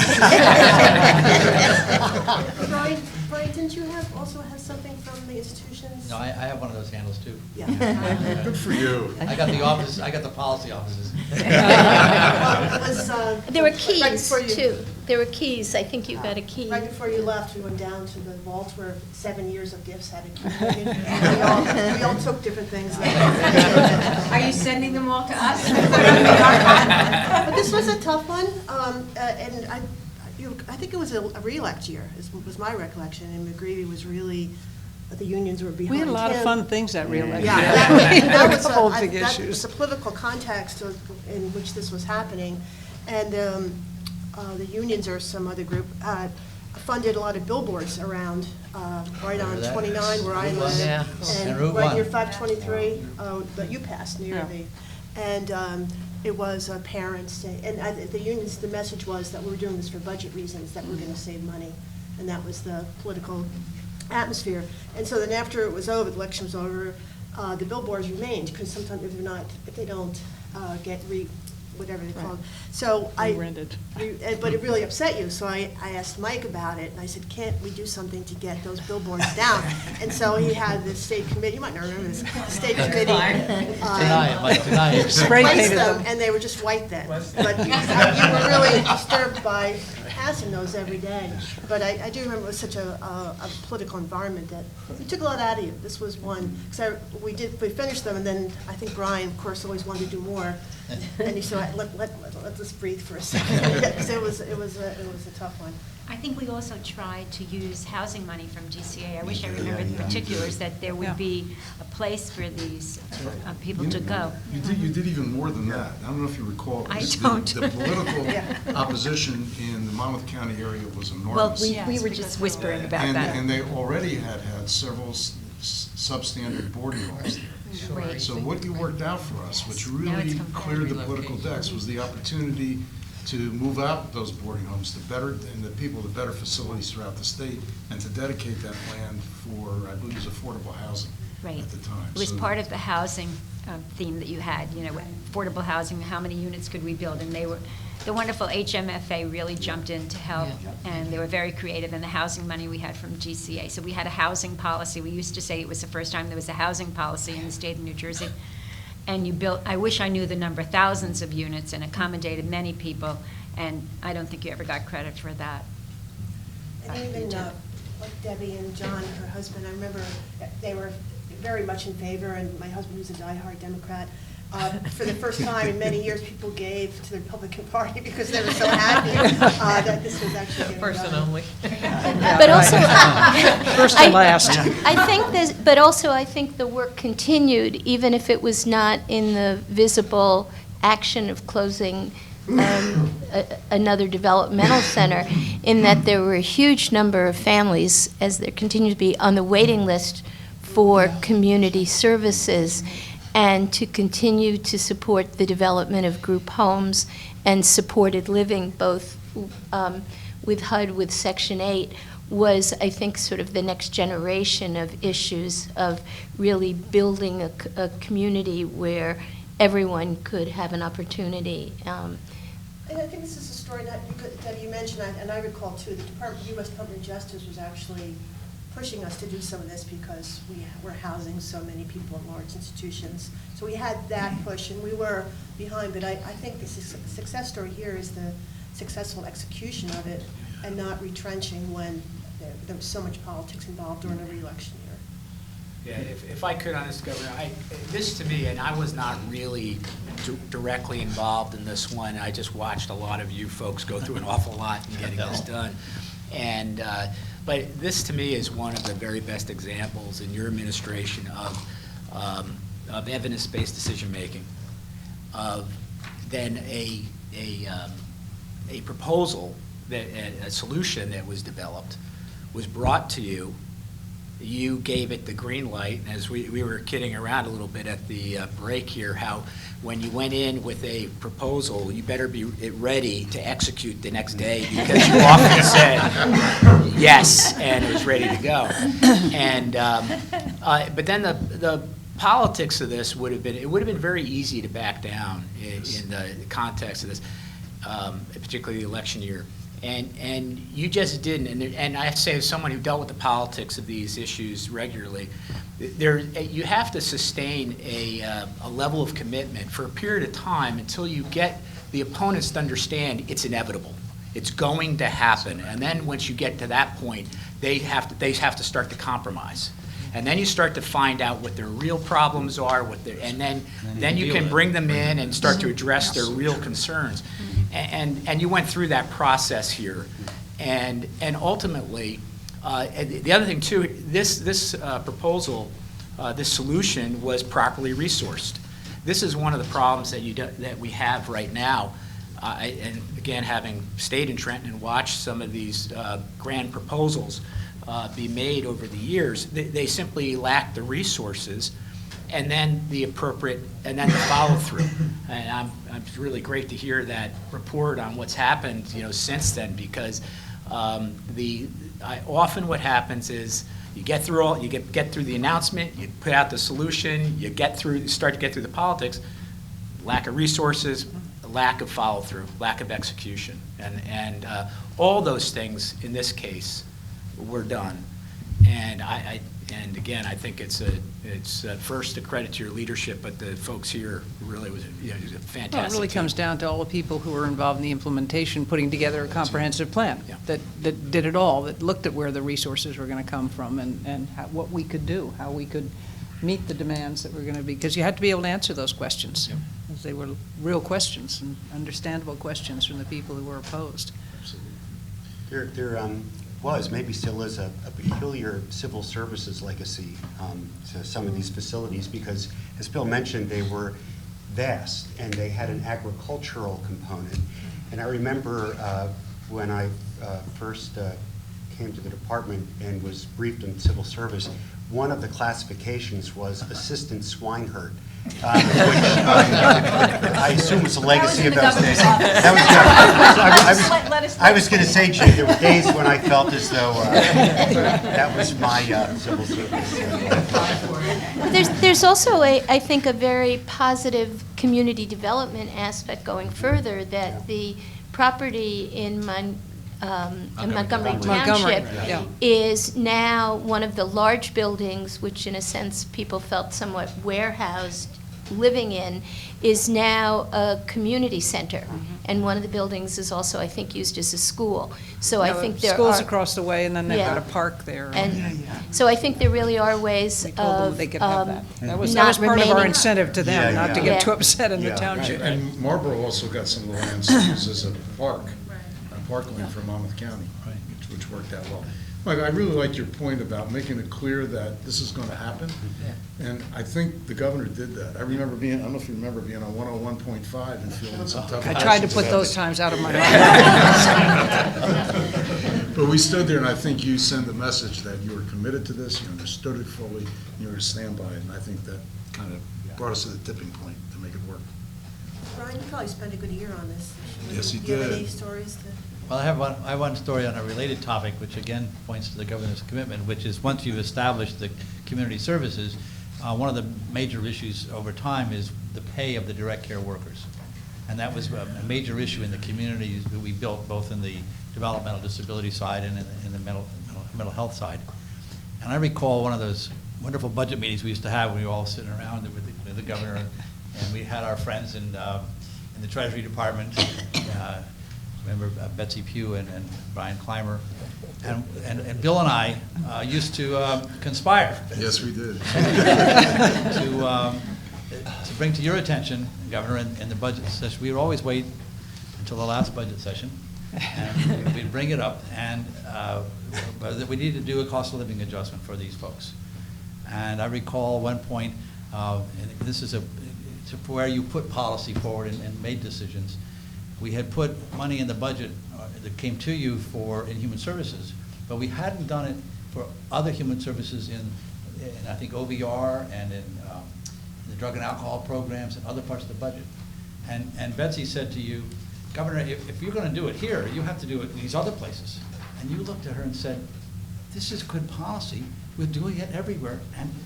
And you made the decision, and we did it across the board. And it was only another 10 or 15% more money because most of it was in human services. But you were very clear and committed once you made a decision to do it. And I think we all appreciated that sort of the clarity. That was so obvious to you. You weren't involved in the day-to-day inner pieces of it. But if this was a good policy and it needed to be somewhere else, then take care of it. I think it was the last time Betsy suggested this. She learned. Right. It's true. You know, there's my experience too on issues that were difficult. Very little dithering by the governor or by the policy folks and council. I mean, that was pretty remarkable. You could turn decisions around really quickly, quicker than the private sector, contrary to what people are always criticizing government, and over issues that were frankly more difficult and more public.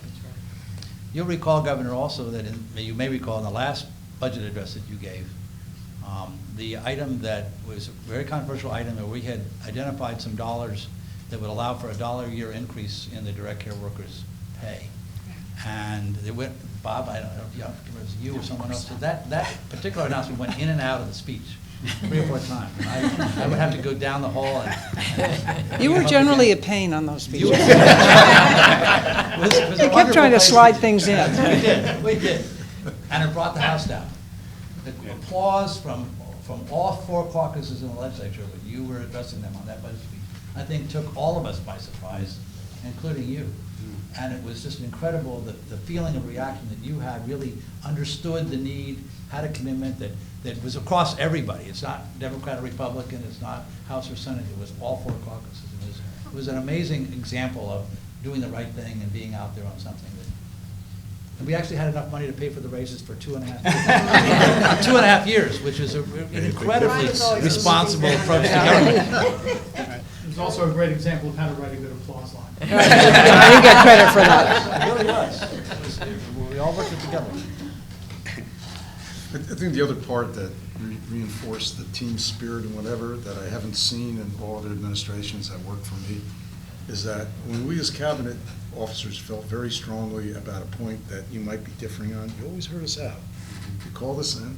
Many times the treasurer and I had different points of view on budget. Oh, no. I can't believe that. And you called us both in and you let us express our points of view and you made a decision. And it was very clear. Especially when she was on your side, right? Oh, Yeah, exactly. That was very gratifying. You know, I mean, there was clarity. You walked out of that room, you supported that decision. That's how it worked. We used to have a joke among the chiefs about, we'd call you Governor Next, because we. I'm not going to next. But I remember, Eileen, I would be driving or wherever, all times of day and night, and some horrible incident would have occurred somewhere in this vast thing that we call the Department of Human Services, and I would get the Eileen call, and she'd say, Michelle, the governor's going to choke on her Cheerios. Yes. Take care of it. Fix it. Right. And you did. Someone mentioned the evidence-based approach that we took. One of the things we neglected to mention, Brian, I believe you were part of this as well too, is that we're fortunate enough to connect with a grant from the Casey Foundation that permitted us to bring in the true national experts, researchers and others, that really enlightened us about what the things we're thinking of, how did they play out in other jurisdictions, what's best practice, what is there an evidence base for, and that really helped us shape what was I think, one of the better welfare reform programs in the country. There was something, John, about this during the break about, I think governor's offices don't now have the luxury of, first of all, hiring people with a lot of subject matter expertise that, as Jane said, but also, we had a Washington office that was very talented. Jane headed that, and there was a Medicaid expert on Linda Wilson on that staff. And then we did really call in a lot of experts across the country to inform us. And I don't know if people have the time or the resources or the inclination to do that. Or want to know. Or want to know, yeah. But we did. Mhm. We really Yeah. wanted to know what was going on, what were the best practices nationally, and There we was had no point in access to- reinventing the wheel. But it was interesting, I think, because you had a lot of attention with your first tax cut, and you got some great publicity. And so we really could pick up the phone and talk to just about anybody. I remember talking to Jack Kemp about, and he read our urban policy and asking him for advice. I mean, this is the kind, I mean, that's just an example, but we could bring in Casey. People wanted to come in and talk, and help us and give us advice, and it was great. We were lucky. To put this into context too, after I left your administration, Governor, you recall I worked in Washington as head of something called the American Public Human Service Association. And the various commissioners of different states were our members. And I used to talk to them about their experiences. And just in the way of context, if you remember the debate we had about welfare reform, the long process, and a bill that was 3 separate bills, that was probably over 100 pages. We went to Washington 3 times, I guess. Exactly. 3 times. My colleague in Kansas, I was relating the story to, is how does your legislature approach this? Well, they said they met one day, they passed a single-page bill that authorized the executive branch to do all things good and necessary to implement the federal Yeah, they don't meet the full year. Yeah. So, I mean, the difficulty of getting it through a very diverse legislature and highly politicized environment was a great accomplishment. Well, if you don't mind, I'll segue into the early childhood. Oh, please do, yes. And, this was probably the low point in the administration for me. Like Brian and I spent a year and a half on this, and for students who are watching this who aren't familiar with sort of the Abbott decisions in this state, I guess there's been 21 of them by now. And during the Whitman administration, we had the administration had to respond to 2 different Abbott decisions, and many of us in the governor's office were involved with this. But the first one, Mike, and you have a better memory of it, maybe you don't, but try to help me out. The Supreme Court ruled that CIFA, which was our comprehensive bill with core curriculum standards, you recall, and I think an attempt to equalize spending between suburban and urban issues was unconstitutional, and we needed to increase spending by $250 million or something. So we had but then the second, and then we, about a year and a half later, again, the Education Law Center went back to Supreme Court, and after a lot of remands from a judge, decided that the Supreme Court ruled that the state had to implement a preschool, universal preschool for 3- and 4-year-olds across the state. And among a lot of other things, the school facilities administration, which was a huge undertaking. So these were in about 4 or 5 different components of the Supreme Court ruling in and by themselves. Each one were huge implementation issues. And I have to say, we did not pull this off. We did not. We tried really hard, but I think we just couldn't pull it off. And I think what was happening was, first of all, we were the first state in the country to provide universal preschool for 3- and 4-year-olds. So we really didn't have as Jane just said, we couldn't go to a state and say, how'd you do this? So we were doing that. And we, Bill, you remember, hours and hours of an interagency group between Education, Human Services, and the governor's office, trying to figure out how to do this. And we had a very tight deadline. I think it was like 18 months. We were supposed to do this in all the Abbott districts. And so a lot of superintendents did not want to play in this game. We were intent on trying to not create a whole new education infrastructure, but build on the daycare that was already provided by community centers and church groups. And it was funny, memory's so tricky, because I was thinking that we're doing that for all altruistic reasons, but Brian reminded me yesterday that in part it was to save money. And I was like, I don't remember that part. I thought we were just doing it because that was so unusual for him. Yeah. We did it on the cheap. Yeah. So the teacher salaries versus the daycare salaries were about $6,000 a year different. And we tried to make it somewhere above. We would try to increase it, but nowhere near what the teachers would cost. And these were large sums of money, and at that point, we didn't have the money. Yeah, and we're trying to define high quality. We're trying to get the superintendents on board. And we had 18 months to do it, and I think we got called back into court again for failing to do it on time, and they ordered us to spend, I think, $500 million or something. It was huge amounts of money. And looking back on it, after having the experience I had at EPA, where big initiatives like this take 4 or 5 years to implement, and there's lots of white papers. I mean, how EPA took years to roll out those big initiatives. I think it was almost like we were set up for failure, because there was no way we could have done that in 18 months. It was just unrealistic to do that. And then I was trying to just reading a quick timetable of all the subsequent Abbott decisions, and it seems like it's still going on. But that was an issue. We tried to implement something. We just didn't have the resources or the experience to fall back on, and we just didn't do it well. I don't know, Brian, if you... I think part of it was that, and this often happens to governors, is that we have our own agenda. We were talking about all the different kind of initiatives we were trying to do, and here's this mammoth additional thing that hit us.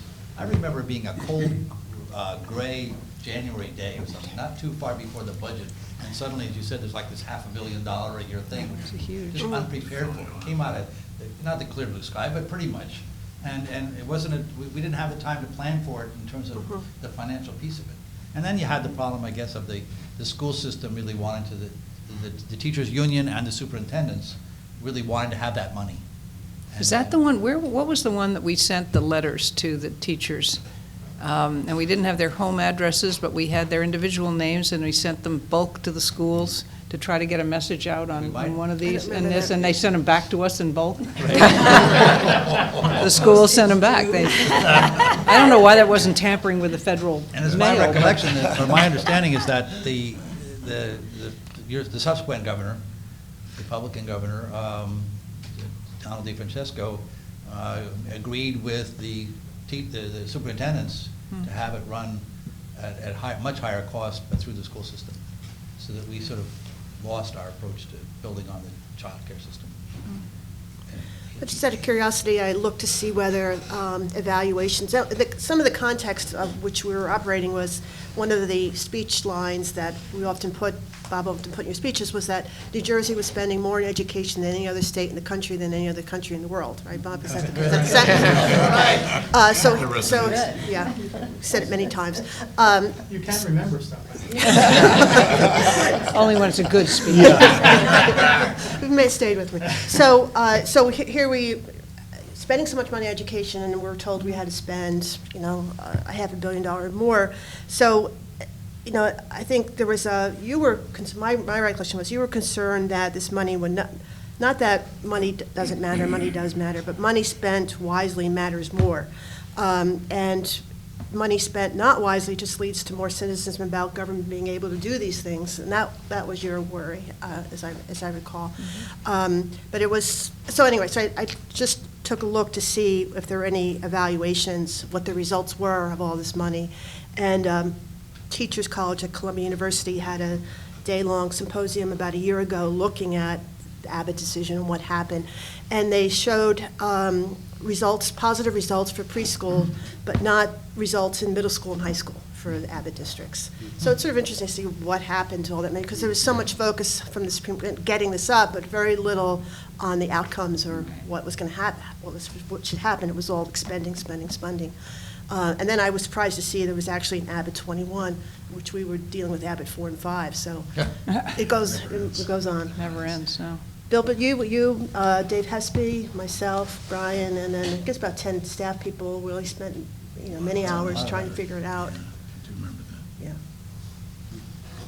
Is that when we went up to Newark and went through some of the school buildings to see the holes in the bathrooms and the No, we struggled with facilities? that. Was part of the legislation was the school authority, and that was a huge amount of money too. And I remember trying to figure out where to house that in the governor's. We decided to house it in the Economic Development Authority because Karen Franzini had a track record of spending money well, and she was able to vet big projects. But I think that's been back and forth over the years too. Well, that ended up getting changed to a new school Authority, right? Separate authority. That became a disaster, frankly. Yeah, I'm actually just sitting here, and you asked, you hit me between the eyes a second ago with a date, trying to orient that. So I'm trying to figure out exactly what this is like one Abbott thing after the next, it seemed like. And you're right, by the way, it was a cold day in December. But I'm thinking in '97 this was. This one did kind of surprise us. We had gotten CFA passed, which was a real difficult, heavy lift. I remember that. Draft after draft after draft. It was a very, very tough one. And I remember the legislative leaders coming in at the last minute, asking for an extra $250 million, literally the day of the vote. And Harriet and I just, practically fell out of our chairs. Your heads were exploding. Yeah, exactly. But yeah, this one, I know that this is, I know you're on childhood ed, early childhood, but yeah, this is one we never really did get our arms around completely, and it continues to this day with respect to the education funding. The core concept that we were trying to get across, that we were just modestly successful in winning at the Supreme Court, was the notion that it shouldn't be about just the money, it should be about the outcomes, and that had to do with core curriculum. But unfortunately, we couldn't ever quite get past that completely, and so we're constantly being hit with these new funding levels. And the one that really, not to bring up not to cause anyone here for them their ticks to come back or anything like that. Maybe mine, but that's with respect to the pension bond. We had almost gotten to the point of not having to do that, and then the Supreme Court ruled on one of the Abbott cases, blew a $300 million hole in the budget, and with about 4 weeks to go, and we had to go to the pension bond, go back to that proposal. We all know what happened with that.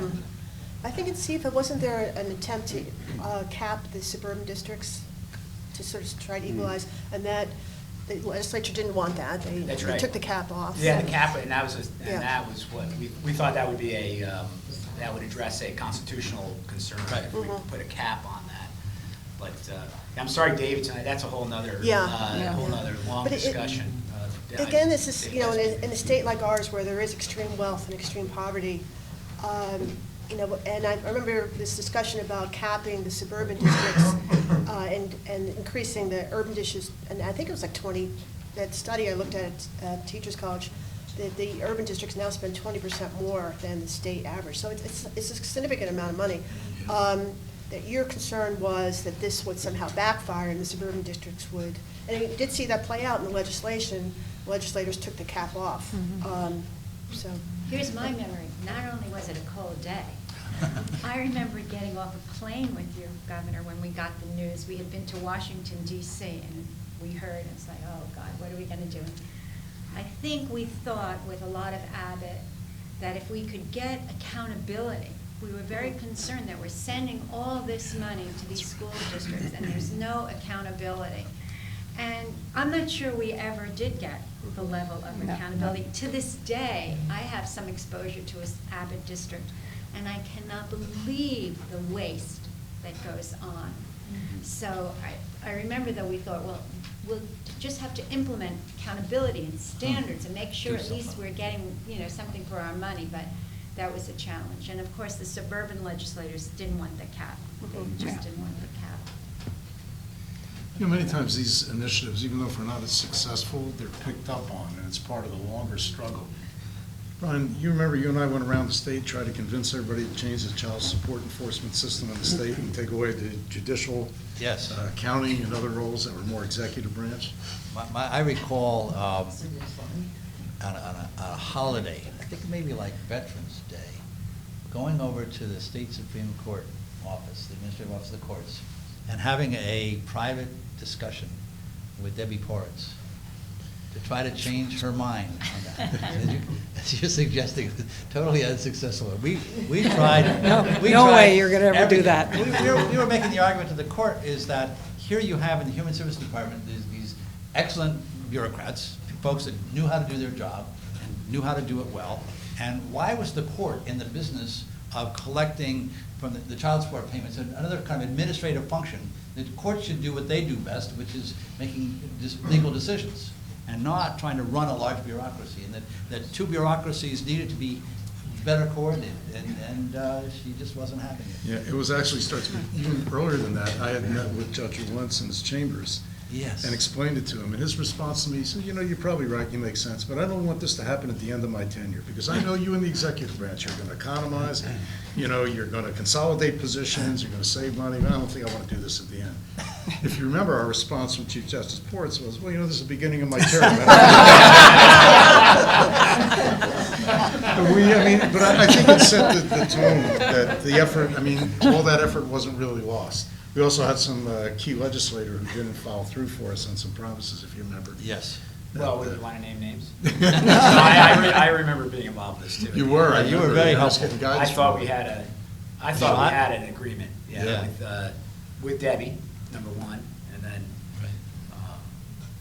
and then it just magically didn't happen. Just disappeared. She had a way of making things change. The legislature. Yeah, that one we got outmaneuvered on. It's good on that. Well, is there anything else you'd like to cover on this one? No, I don't think so. Just want to say the EITC, and this were enormous accomplishments. If you think about our goal of making work pay and rewarding people who really try, using the tax system this way, I think it's excellent. Okay. Bruce, drug courts. See you. So I think it's important to provide a little historical context, because where we are today is so dramatically different from where we are when Governor Whitman created drug courts in New Jersey. At the time, the prison population was undergoing explosive growth. We had more than quadrupled our prison population over the previous 2 decades, and our spending on corrections had gone from $70 million to $1.3 billion.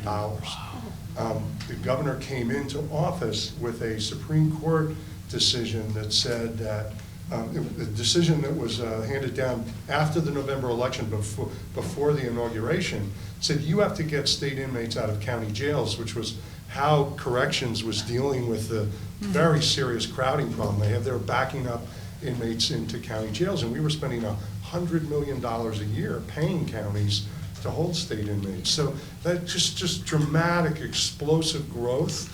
A bond issue had been approved in the previous administration to build the state's new prison, Southwoods, which holds 3,300 inmates. And everyone thought, well, let's build Southwoods too. We got to deal with this unrelenting geometric growth in the prison population.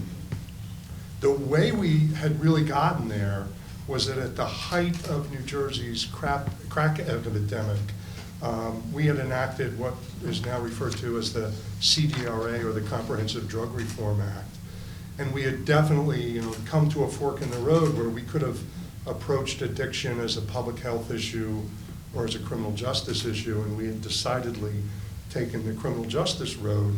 And the CDRA's whole premise was we can deter drug use and drug dealing through very severe punishment and incarceration. It's the first law to include mandatory minimums for nonviolent crimes, and it was the principal driver of this explosive growth in corrections spending and in corrections budgets. Also at the time, I think it's important to say, criminal justice policy or crime policy was, I think, viewed as kind of the third rail of political life. Touch it and you die, and if you can't demonstrate that you're tougher on crime than anybody else, then that's it, you're done. So there was this increasing call to let's be more punitive, more punitive, more punitive. In that context, we looked at some data of who was locked up in our state prison population, and we found that there were 8,000 inmates out of a population of about 28,000 who were locked up just for drug crimes. And of that 8,000, 7,000 had never engaged in an act of violence. So they committed a drug offense, but they'd never been violent. 2,000 of them had never had a prior criminal conviction at all. They just had a mandatory sentence for a drug crime. One of those was the school zone offense, which imposed a mandatory 3-year term of incarceration for a drug crime within 1,000 feet of a school. 6,000 had prior convictions, but none involving violence. So there was this huge population of nonviolent drug offenders, and the best data that we had, and it was somewhat limited, was that most of them were engaged in drug crimes because they were addicts and they needed treatment. So in our very tough drug laws, and the CDRA was about as tough as any drug law in America, perhaps with the exception of the Rockefeller drug laws in New York, there was a provision that allowed a judge to sentence an offender who was facing a mandatory prison term to a court-supervised term of residential drug treatment followed by a special probation term for 5 years. That had been part of the 1987 law. And we looked to see how often that provision had been utilized, and it had been utilized never, not once. And the reason behind that was, while it was an enlightened provision, there was not $1 appropriated to fund a treatment infrastructure to make treatment beds available to judges when faced with an offender who was appropriate for that disposition. So there was a proposal developed to use that provision. And specifically, I think what was neat about it is that we came up with a way to, a stable and sustainable funding stream where we would literally take money out of the Department of Corrections and put it in, the time it was Department of Health, to fund treatment beds that would be specifically dedicated to offenders sentenced under that provision. And we knew that we would be saving money because they'd be facing a 3-year prison term, which at the time, I don't know, $35,000 a year. So we're talking over $100,000 per offender. And then we could put them in 6 months residential treatment, which was about $12,000, and 5 years probation, which was less than $10,000. So it was very cost-effective and I think a more appropriate way to deal with addiction. A lot of the research that has actually been done at Rutgers Center for Alcohol Studies talked about the efficacy of treatment generally, but also coerced treatment. You know, the old AA model was you had to reach such a low point in your addiction that you asked for help before it could be effective, and research really was beginning to indicate that's not necessarily true. You can compel treatment and it can work. And what does the criminal justice system do well? It compels. So I think, so this idea was developed, and I would have to say that in 49 governor's offices in America, it would have gone over like a lead balloon. But we had in New Jersey a governor who had very direct personal experience with these issues, having been on the board of directors of the National Council on Crime and Delinquency. Oh, that was used against me in the campaign. Yes, and liberal think tank, I believe. Yeah, liberal think tank, that was the primary, yes. Right. And then you had been vice chair of the state's sentencing commission, and had specifically looked at alternatives to incarceration. And Eileen referenced earlier the kind of natural tension between policy and politics, and I can remember when the policy shop kind of came up with this idea. I don't think there was a single political advisor who wasn't aghast and thought, oh, this is that's kind of third rail. You never do this. You look soft on crime, and you had the courage and the wisdom to say, no, we're going to do this. And you created drug courts. And I have to say, we've been talking about evidence. This is at a time where, now we take drug courts for granted. This is a good thing, because they were very much in their infancy at this time. They were not a part of the American jurisprudence landscape. The evidence was more about treatment efficacy. There wasn't a lot of evaluative research that said drug courts work. So in that sense, we were flying a little bit blind. So Bruce, so what happened? So what was it announced? A State of the State address? It was either State of the State or budget address. I don't remember which. I can remember a great, the speechwriters still give me a hard time about this because I used to talk about non-incarcerative dispositional alternatives. They would look at me like, just what you Those are simple words. Bruce a nickname when he told us about this. Turn him loose, Bruce. And Bruce, who did you work with? Was it required legislation? It didn't require legislation. And it was actually run out of the governor's office for the first years of it. And the broader context of this, I think, is, this issue of mass incarceration and the dramatic growth in prison populations and prison spending is now something that we're beginning to take a different look at in this country. Many states are still struggling with this. Probably the worst, is the Supreme Court intervention in California, which said that that prison system was so crowded that the conditions constituted an Eighth Amendment violation of cruel and unusual punishment. New Jersey is at the forefront of both protecting public safety and reducing its prison population. At our highest point, we had 32,000 inmates. We now have less than 22,000. We were just cited, and our crime rates continue to plummet. And the Pew Charitable Trust just released a report talking about 2 states that are exemplars of how to protect public safety and reduce costs and reduce prison populations. New Jersey is one of them. And I have to tell you that while drug courts are an important part of that, Governor, every single thing that is cited in that report, you did. You were way ahead of the curve on this, way ahead of the curve.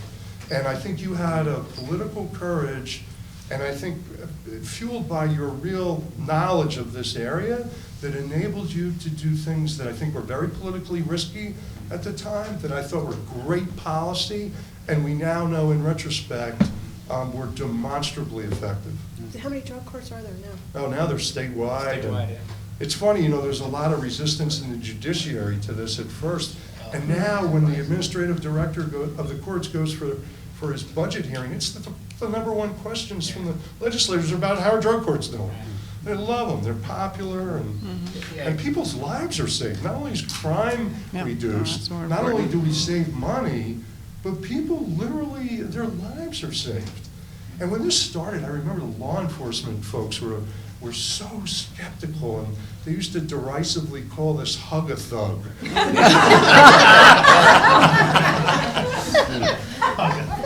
And now I've seen the most hardened law enforcement people go to a graduation of a drug court and they cry. Because like parents come in and say, you saved my son or my daughter's life.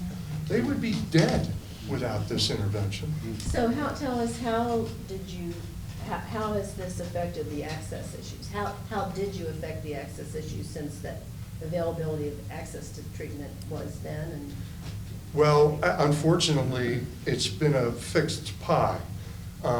We haven't really been able to dramatically expand the amount of drug treatment services that are available. So what happened is services that were available to other populations, the criminal justice system started to take up because they were the stable funding source. That's been one downside of this, perhaps, that because we haven't been able to expand this, and I don't know if you remember, Governor, but after a tragic death of an adolescent in South Jersey, we tried to open a South Jersey adolescent drug treatment facility. Remember that, Leah? Yeah. And it was, I traveled all over looking at sites, and it was just, you know, NIMBY is really what it was all about. We believe it's important, but don't do it in our community. Yeah, Governor, if I could, Bruce and I have talked about this a lot, actually, since our years together, and we were discussing at the break, too. Yeah, you are so far ahead on this one, literally 20, 25 years ahead on this one. That was part of the naivete that Yeah, the legislature I guess so. pointed to. Yeah, it was, and it's really remarkable. And I was recalling to Bruce that in the second term, because the prison population was still growing at that time, and that we had in front of us a consideration, I mean, Bruce alluded to it, should we open Southwoods too? And I remember the strong advocacy coming from corrections to build a new prison. And some Southern legislators. Yeah, Southern legislators. And by the way, there was some evidence to suggest that we needed to do something here on the capacity front. And so it wasn't only drug courts, but you also implemented for the first time, we also started to fund these day reporting centers out of parole. So we're trying to, and so really what's now commonly called offender reentry was not really used. That wasn't so much the terminology in vogue at the time, but that's when you were on the front end of funding. And I'm glad. I remember personally being of the opinion that we should probably build another prison because it looked like that's what we needed to do. And in retrospect, you absolutely did the right thing. And by the way, another example of bringing in some good, smart people, like having Bruce come into the policy shop and again, using evidence-based research to make policy. Bruce was the driving force. Good. He was it. Really pushed back very hard on the corrections interest here, and given your background, I think with the NCCD, you went the right direction. And the prison population, as Bruce mentioned, has dropped dramatically. Now, there's some demographic reasons for that as well, but fundamentally, the laws of New Jersey have not changed in terms of sentencing. In fact, that's the next round. We really need to get to sentencing reform in the state, but it's been done primarily through diversion and through more successful offender reentry programs. I have to say that one of my post-government clients has been one of the leaders in offender reentry, and I've been around the country. I've lobbied in a dozen state capitals on behalf of more expansive offender reentry, and it has over time. It's not partisan. It's not ideological any longer. It's quite remarkable. Back in the time you did it, though, it was highly ideological, highly partisan, and again, your leadership was way ahead. Yeah, I just want to reiterate that because I think it's important for Eagleton to really note that, and if any students listen to that, to really know that you were so far ahead of the curve on this. You put New Jersey on a whole different track when no other state was doing that. That's because people were harassing me constantly to do that. Bruce, that was a terrific presentation. When you were talking about mass incarceration, it's so interesting to think about the retrospective we have now of the impact of that. And Right. people call it the new Jim Crow because of the obvious racial bias associated with it. And I wonder, is that, I'm assuming people were not projecting what the ultimate outcome of these laws would be. But was that something that you were also thinking about back then, what the cumulative impact of the legislation would be and how it would so differentially cut racially? I have to honestly say, no. At the time, we knew. We had probably the most racially disparate prison population in America. We still do. It's right up in the top 3. Racially disparate meaning? Heavily disproportionate number of minorities. People of color in the prison population versus the general population. Probably the biggest driver of that I did get involved with after my role in governor's administration as a member of the State Sentencing Commission. I did a study on the school zone law where we found that it was 96% of the people who were incarcerated for a drug-free school zone law offense were people of color, because in cities, the density of the zones was such that they completely overlapped. So you couldn't get out of a zone. But I have to say, at the time, that law had been on the books for almost 2 decades, and no one was, we were still in a drug mania at the time, and no one was really talking about revisiting that. I remember you reminded me that, that we had the DARE program at the Parsons, which had been evaluated many times and shown to be a waste of money, but was incredibly popular with law enforcement. And I remember a meeting that we had at the department where an officer was making a case for DARE, and in the as the evidence was presented about studies showing that it wasn't effective, at some point, pushed to the wall, he said, if, we were talking about what the national expenditures were, and I don't know, it was $500 million. If that $500 million saves one life, and he wanted to say, well, officer, I think we can do better than $500 million. But this was an example of common sense right out the window, because the lobby was so powerful and people were unwilling to stand up and say, this is a bogus program and we have better ways of spending the money. We did V-Free. That was going to solve it. Well, I do think the bullying part of V-Free, victimization, vandalism, and violence, might have made a difference, and it didn't cost nearly as much. Yeah. I think we should also say that at the time when we were doing this, we were also dealing with treatment quality issues in the state. Lee and I worked very hard on this, and later I worked with Christine on this, and that was a real concern, that we had some great treatment providers in New Jersey, but we had some star ratings. Yeah. They really did. And trying to ensure that, at least for the drug court, that they partnered up with the better treatment providers was important. But even among the better, there was resistance to limiting the treatment to 6 months. No, we'll keep them for 3 years.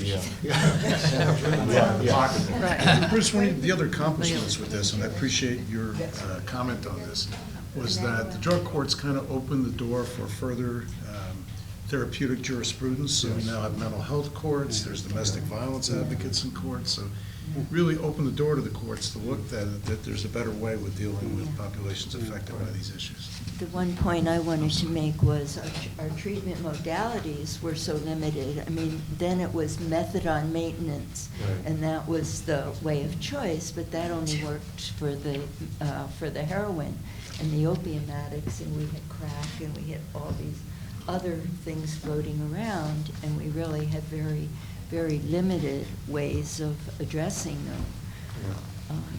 And the NIMBY, of course, I think you mentioned it. And well, I am happy to announce that today Daytop has come down from the north and has a facility in Salem County. Oh my goodness! Really? So There was also, Bruce alluded to that, because I was checking my memory with him earlier. The providers themselves then, and I think still, were very resistant to, despite you said there's some evidence-based for treatment, maybe in a very discrete setting, Right. but we really tried to get them to even enter the end of the 20th century as to what other health providers were being asked to do, and they just, it was so emotional, so you have to accept on our say-so that it works, and yes, and the longer the better, and inpatients even, long time inpatient. And that's, I think that is something that still needs to be, a lot of attention needs to be paid to. And even with our suspect treatment infrastructure, the outcomes of drug court are about 18% recidivism compared to 66% in the government. It's fairly dramatic. Wow. For those of you who don't know, Bruce has a PhD in statistics. Really? Yes. That was very useful. Yes, it was. Any other comments on the drug courts? If not, we have a few extra moments if anyone else would like to bring up. Brian. As we talk about the Center on the American Governor and the Governor's Office, one of the things that I think is unsung that I think can speak too much more, that we are represented here today, is the fact that the decision was made to have the speechwriters as part of the policy shop. In many other governor's offices, they are competing from very different places. And in the New Jersey governor, they have organized that differently over time. And having some smart people who knew something about the substance actually helped to inform policy, but then to have the speechwriters as part of that group and be, as you said, if you can't sell it, you really can't make it happen. That was a critical decision that was made that made a big difference. That's interesting. I wonder, in other administrations, my sense is there's been more tension between the policy shop and the departments and the cabinet. And I wonder how, Bruce, in your talk, you didn't talk about the Department of Corrections. Where were they? There was certainly tension. Absolutely. That tension existed. I'm sure others had a similar experience. So was that a debate, the governor, that you would preside over? Bill Waldman, sorry. The head of our corrections would, after a while, he would go along. Now, he was getting a lot of pressure from the unions. I mean, they were really strong in the prisons and corrections. They were tough. And we had some really rough times with them because we also did some reform. I also remember a press conference, what was the commissioner's name, Mike? Which one, Corrections. Favre. Yeah. I think the governor said something about clients, we were talking about, I forget, treatment or something, and he said, "I'll never get used to calling them clients." That was a whole different culture. But I think the tension is healthy. I mean, what had worked for our department was Brian always urged us on to do more in the same direction. Sometimes he said, well, we can't do quite that much. Yes, you can. And we had a very productive and unusual relationship. We did. We really did. It worked. And it worked very, very well. We thought it was co-commissioners. They used to tease me. Commissioner Baxter's coming over, Commissioner. That's true. Well, I do think the fact that the governor had those two major initiatives with the welfare reform and then the kid care, child care. Yeah, it was very healthy. Yeah. Needed interdepartmental coordination so that we had a very, and I admit to sort of stepping over the line to some extent, supervising some of the people on a day-to-day basis directly. But Bill and I always were together on these things. I never got ahead of him, and it was a very good. We shared the vision. Yeah, we did really. John started out the morning by saying that this governor's group starts meetings on time, which I think is. And I mentioned this during my interview, that all of us watched the governor for 7 years she was there, and one thing is she was punctual. You sat down, you started the meeting, and you got a decision and you left. But another thing that I carried on, I think, on subsequent jobs is sort of respect for the people you work with and, civility, so the importance of civility. And treating, I think, Michelle, even though I did call you many, many times, that I think you would agree it was never with rancor. Absolutely, I do. It was fear-inducing, but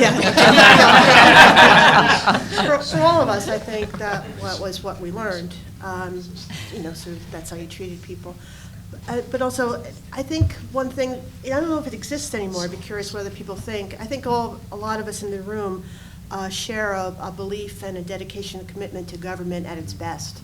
And you don't really, even in passing, people make such derogatory comments about government workers, and that certainly wasn't not, I know Michelle, you would agree, was not our experience. I don't know if it's still the same or not. I taught lots of public policy classes, and I would always try to encourage students to go into government and do a stint, not stay there forever, but it's good to get in and out and get some breath of air. But I don't know if people encourage people to go into government much anymore. I do that in my classes. Well, I think to John's question, though, I would say that if the focus is on policy, it's easier to get over the tension. There'll be tensions on how fast you do something or how you pay for it or who actually has the final control, but they're not the same kind of tensions that you get if people are trying to do things for reasons other than good policy. And we try to do good policy. I just have one other comment. It's kind of a structural issue for how things were set up and how you operated, Governor. And since Eileen and I spent the entire administration in the governor's office, and one of the things I'll say is this: every cabinet officer knew that they had direct access to the governor. That's true. But the governor was very good about, if any of them did call her directly, in making sure that the senior staff knew about that contact and would often direct that cabinet officer to come back through the senior staff. So, and I think over time, I can't, there are cabinet officers here, so they can tell you themselves. But I think most of them did actually start by calling Eileen or calling the chief counsel, chief of staff, chief of policy, one of the three, and that was usually the way in which the conversation started. We had a few occasionally like to jump right to the governor, call her in a car or something like that. You think Brian Clymer? Yeah. Would that be a name that came to the top of the list? Brian, even Brian and I worked very closely with Brian through the first term, and we didn't start out on such great terms. And he would tell you that too. But we all found a place. It became very collegial ultimately, and I think there was just mutual respect, I think, amongst the cabinet and the senior staff. So, but my point is, the governor kind of enforced. Everyone kind of understood. There's a structure to the way in which we communicate and the way in which we will make decisions, and I think that was pretty clearly understood. I also think that, as I talked before about it being a collaborative experience, there were some commissioners who were a little bit more independent than others, but I would only say, and I'm not mentioning names, there was really only one commissioner who went rogue on us. And he or she didn't last too long after it was all revealed, but otherwise it was really a very 40 hours. So speaking as somebody not in the governor's office, this advice is easier to give than probably it is to take, but my perspective was that the three chiefs really got along, which makes a huge difference, because if there's friction among them, the message you're sending to the members of the cabinet is that it's okay to break ranks and to try to find a wedge between and so on. So that's that. And to that point, structurally, everyone knew this, but certainly by the second term, and we started in the first term, there was a morning meeting where the three chiefs and all their deputies, we all sat around one table. That's how our day started. And it was kind of an understood requirement that you shared any matters of the day and any issues of that certainly communications coming from the cabinet about important issues, and you were expected to put that on the table. And this wasn't a meeting where we had policy discussions. This was an organizational thing. Okay, you're going to go and do this. You're going to go and do that. And we set our priorities for the day, but that's we had press people. And had speechwriters, had press people, had the chiefs and their deputies, and that was the meeting, like probably 12 or 15 of us, and that's how every day started. And wasn't that unusual though? Did the legislature, as I recall, the legislature thought that the way we had organized the three chiefs was There's always some, is it three? Different. Chief of staff is usually the first among equals, and I think that's the way it is now. Yeah, actually, it's a little different right Is now, it? the way they've set up. But, I mean, they do have the three chiefs, but they actually have two, really. They have chief of staff and chief of council, policies underneath, chief of staff, yeah, so.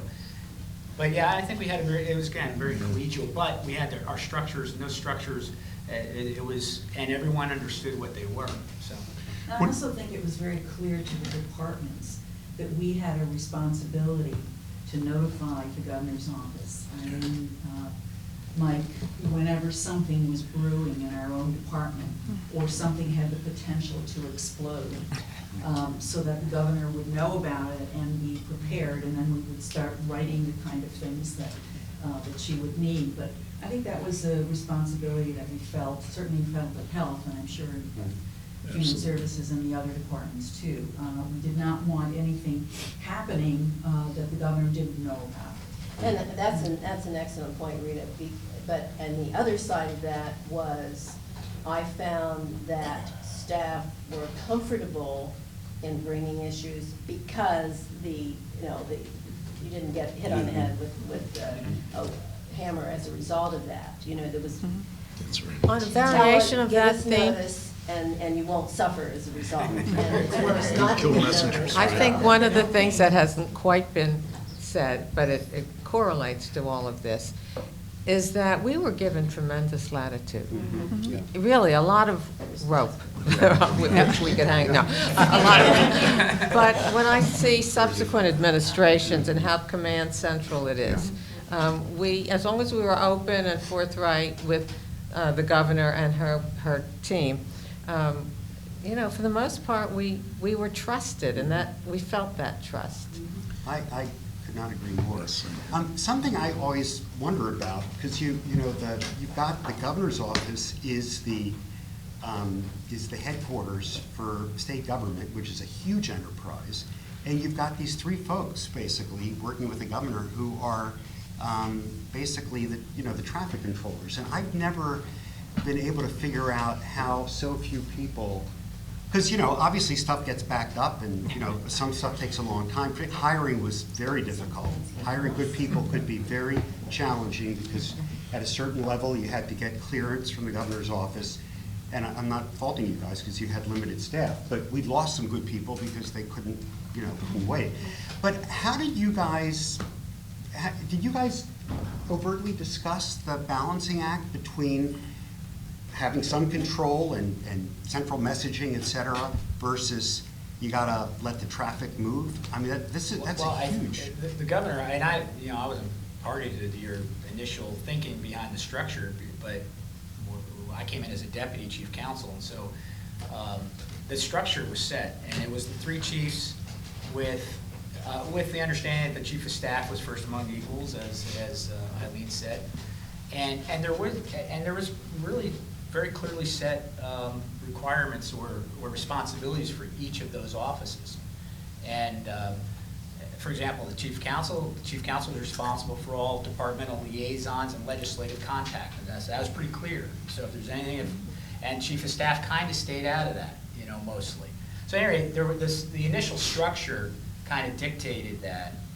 I think that as the administration went on, when Harriet became chief of staff, she was first chief counsel and chief of staff.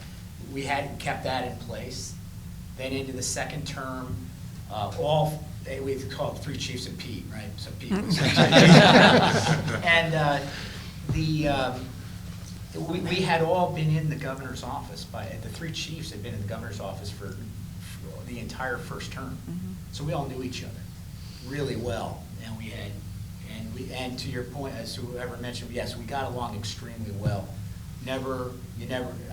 Everyone had each other's back, so to speak. There was no infighting of any sort. And to this day, we're all very good friends, and I can't, and I think that had a lot to do with it. I'm chuckling now because I just thought of where we would expend our energy on trying to keep the peace, and that was on legislators. So I can remember what you said. That just came to me. Eileen, you would say it was like, dealing with children fighting over a limited amount of candy. That, right? Wasn't that what you talked about? Almost having a common enemy. Yeah. What was it like for you going from a department to the governor's office? Because you were experiencing it on both sides. Stressful. Well, you know, I went from DCA commissioner, I think I was there for 2 years, to chief counsel, I think from April to the early July. And we got through the budget, and it was like, I thought, oh, I think I could actually like this job. I used to call the legislation like ugly babies. What are we talking about with this ugly baby? We got that budget done, we got through.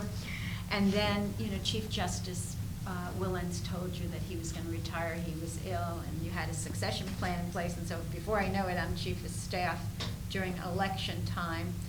So for me, it just made sense not to reinvent the wheel. We all knew each other, we all got along, it seemed to be working. And the goal was to, I think, effectuate the best public policy, and also to make sure that the governor, you know, that her image wasn't tarnished in any way, and that she could win re-election. I mean, we weren't naive. We knew we wanted her to win re-election.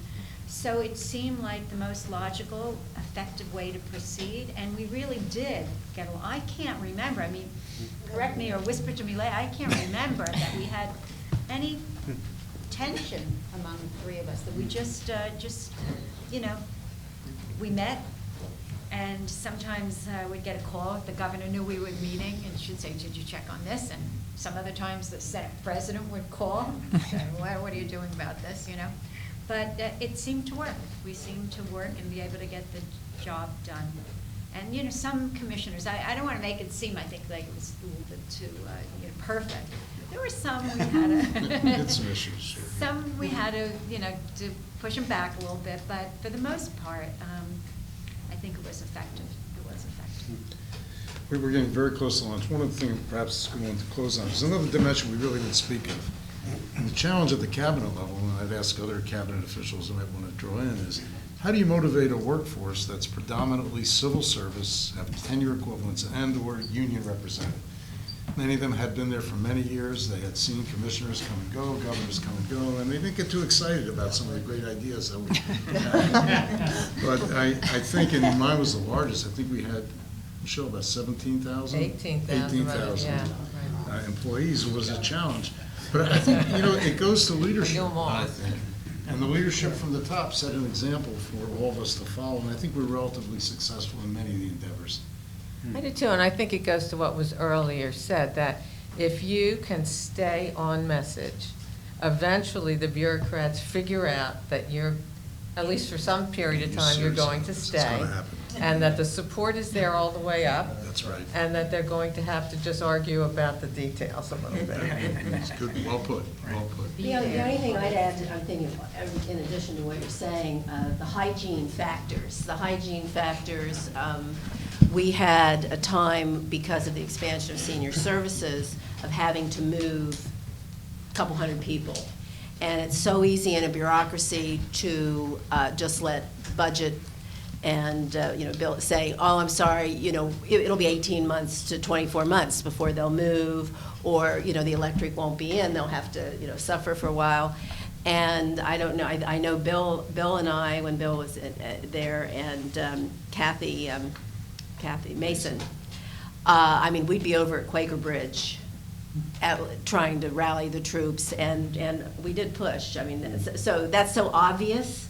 But I think a lot of cabinet members, they're above that, you know, and I don't mean our cabinet members, but just people in bureaucracies. You have somebody doing that, not knowing that that person knows you won't be there, they'll be there, they've got to deal with buildings next year, facilities next year, so they're not going to push the button. What do they care about these people? That was important. And then, and opportunities to, the occasional opportunity to promote from within or laterally. I mean, just little, you know, it's little management things, and visibility and respect. I think, and you two, you both were examples of managing lots of people, but what did commissioners do that helped? I guess there was difficulty in firing. If you had an employee We didn't, that word was not used. No. You couldn't fire him. No, I'm, We had a lot of retirements, parties. We really Yes, I mean, FaceTime, as you were saying, Chris, is really important. So you have to, you have to remember that you are the CEO of your department, and people have to see you.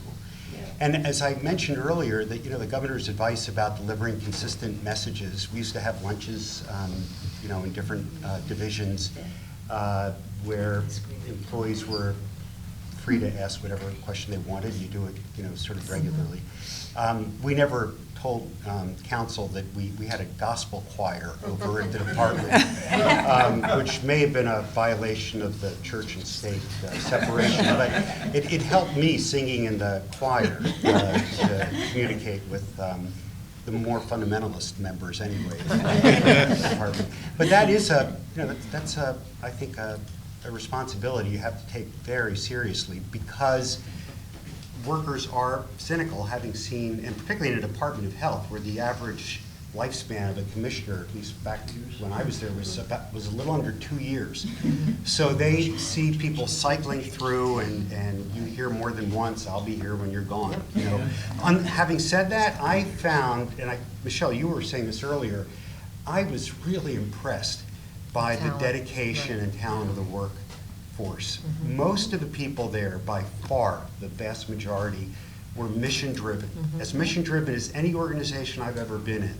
And I think that it's unfortunate that that's overlooked. And I will say one other thing, which is that the salary differentials that we have now between the private sector and the public sector are really outrageous. And I remember when I was clerking in my second year of law school at the National Office of the Small Business Administration, the guy who was the head of the legal section said to me when I graduated law school, which was probably late 50s, early 60s, the lawyers who went to Wall Street and the lawyers who went to the Justice Department earned roughly the same salaries. Wow. And that's always stayed in my mind, because his message was society valued what people in government service were doing as much as they valued people who were trying to make money. And at the upper levels of government now, the message is you're a schnook if you're going to hang around, because you could be earning 4 times that amount in the private sector. And it's so easy for elected officials to beat up on people who are earning, you're running the Medicaid program, 1.6 million people, maybe the largest health plan in New Jersey, and you're earning 1/10 maybe of the CEO of a private health plan. That is a serious problem in government, and it is something that needs to be, it's like a comparables thing that you do in HR. Yeah. It would be useful if the press, instead of saying so-and-so's earning $120,000 and making it seem like an outrageous salary, would show what his counterpart in the private sector is making, because it would be so much more. And why are we willing to pay people in the private sector that much more? Yeah. It's not as bad in the middle and lower levels of government, but in the upper levels. Unfortunately, Len, the media hardly ever puts what they write in context. Yeah. That is the one thing that's missing in almost every paper, in almost every story. So when they talk about a salary for a commissioner and you expect them to talk about the salary for the head of Aetna, they're not going to do that, because it requires one more step, which they don't want to do. So it's unfortunate, but that's what we have to deal with, and what we had to deal with the media. But I wanted to just make a point about workers in the department. I found that in programs that the workers, the staff felt real support from a commissioner and from the governor. People worked harder. Our tobacco program, there was just nobody who worked harder than Cindy Kirshner and Sue Goldman in that program. And they did it because it was the right thing to do, and we'll talk a little bit about tobacco, but also because they knew that the commissioner supported it and supported their efforts, and then they knew that the governor did by showing up at many of the events. And there are certainly employees that didn't quite come under that, didn't work hard, and were waiting for us all to leave. But there certainly were were others that that felt the support of those above them and made them work harder. I want to make sure. Yeah, I know we're going to talk about health in the afternoon, so I was really holding, but just with, at least for the Department of Health, with Senior Services, we did merge 3 different agency employees together to form an operating unit. So I think because, and it's already been said, that there was engagement from the leadership of Len and from Chris, and also from the governor. The governor incorporated statements in her State of the State address describing initiatives to support improvements in senior services, for instance. And so I think that really just engaged the employees in the department, where I've stayed since I started as a second-term Whitman administration employee. And after hearing Len talk about the depressingly low wages. You're at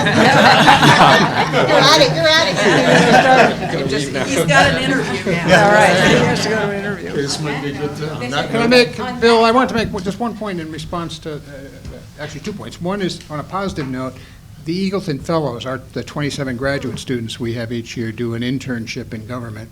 And we always ask them what most surprised them. And they continue to say it's how hard people work in state government. So, but the other thing in terms of, that's a few exceptions, but what, in terms of Len's question that started this piece of the conversation, I think as someone who was a bureaucrat in a different part of the bureaucracy, the appointment of Judy Shaw as chief of staff was a huge symbolic thing to people in state government, of picking someone who was a bureaucrat, and a positive, using that word positively, and to have that post. And I think that, set a signal that people in state government were going to be valued in the administration. That's great. Welcome back from lunch. I want to announce that there's going to be one change in session 2. The second bullet, which reads HIV kids, is going to be replaced with a category we're calling innovations in consumer protection. We'll be talking about HIV in kids in that context. But we thought this was an opportunity to highlight a number of innovative programs that the department was able to muster. I was thinking about the remark, John, that you made at the beginning about how surprised folks at Eagleton were at finding that there isn't a more organized, focused study on governors. And obviously, governors do well when they are pragmatic. And looking back on what to me is an important aspect of Governor Whitman's legacy in health and healthcare policy, from this vantage point, looking back 20 years, something that didn't seem remarkable then does seem remarkable now, which is how non-ideological the governor was in reviewing the initiatives that we brought to her. There was not an ideological lens. Each issue was reviewed on the basis of its own merits and generally was resolved according to common sense, which is not to say that political considerations weren't pertinent. Of course they were, and responsible cabinet people knew that that was the case, and that's something you tried to take account of when you were advancing an initiative. And as I think Michelle said earlier, we had a great deal of autonomy to do what we thought was right. And we had a pretty good sense of what we needed to check in on. John Kohler, who had run the Assembly majority staff, told me that there was only one sign in the caucus room, and it had 2 words on it: no surprises. And the idea being that you can deal with any crisis if you have a heads up and there's an opportunity to prepare for it, and we certainly took that to heart. So there were... Wait a minute. Yeah. You can't get into all of this without starting with how you got to where you are, because that was the first big crisis we faced, was getting them to change the law so a non-doctor could become head of the Department of Health. You know, Governor, we said that to the commissioner. We said that that's the first thing we should say, and he said, "Oh, no, that's too personal." No, do it. No, it was a big very political glad thing, to hear because at that point in time, from at least my looking at it, healthcare had become big business. And you needed to understand that. It didn't mean you didn't need to have the medical background. And that's why we did the legislation so that the deputy commissioner had to have a medical background. But the fact that there was a law saying that the commissioner had to be a doctor, life had changed. And at that point, we didn't have as many now as you do today, joint MDs and business degrees. Because now you have JDs, yeah, and yeah. now there's a crossover, and we didn't have that. But because of your qualifications and who you were, we were able to get it done. But that was our first test. Well, it was, so your approach was, I've subsequently talked to Governor Kane and Byrne about this, both of whom said that they too wanted to change the legislation. Your approach was to appoint me as the acting commissioner. And so one of the things that did, I think, is really call the question, which is this guy really incompetent in this role because he lacks an MD? Obviously, people reach different conclusions about that. But, so I was fortunate that Leah Ziskin, who had been at the department for years and was beloved, I'm sure still is by the Medical Society, very highly respected, took me under her wing instead of being oppositional. So that made a big difference. You obviously had a lot of confidence in me. And I also caught a little bit of a break because HMOs were beginning to explode in New Jersey at that time, and there was a lot of resistance to them. I'll say more about that later. And we had a very strong consumer protection approach to HMO regulations. And so physicians who weren't that crazy about HMOs saw this acting commissioner as somebody who was championing a perspective that they held. And I think it was maybe 8 months in. I was certainly the last person who was sworn in by the governor. You were very good at it by then. And so it was, I think, as you mentioned, at a time when the pool of doctors who were interested in the job, let alone had the training, was pretty small. The situation's different now, and as I said then, all things being equal, you're better off with a doctor if that person is also capable of administering a department. But it was, I think the other thing is during the transition, you and I had never met before my being appointed co-chair of the transition team with Brenda Davis on health. And you asked me to meet with you for what I thought was a sort of an interim report of the transition team. Turned out to be a job interview. And I think that at that time, you had only met with MDs. And then you met me. If you'd met with some other non-MDs, maybe you would have picked one of them. But obviously, the pool seemed somewhat constrained, and that's what motivated you to want to change the law. Well, they didn't have the breadth of experience that I thought was going to be necessary to make this transition into the new world and recognize what was happening in the healthcare field, that it was becoming a big, there was a lot of money in healthcare, and there was a lot of there were going to be a lot of challenges to work it right, and so I wanted a broader background. Governor, if I may, just for a second. Behind the scenes, John Sheridan and Hazel Gluck came to me and said, we got to get this law changed. Develop a plan to get the law changed, will help. So the plan was fairly simple. We went to meet with the Medical Society, Vince Maressa, you remember, Len? And we talked about it, and Vince said, there's no way I can do this. My members have to do this. But he said, and Clark Martin was there, who represented the Medical Society. And Vince Maressa was a really good guy. He said, if 4 or 5 of my county medical societies come to me and say, we want this guy, then he didn't say we'll support, but he said, we'll be neutral. We won't come out in opposition to the law change. So what we did is employ the best weapon we had, and that was him.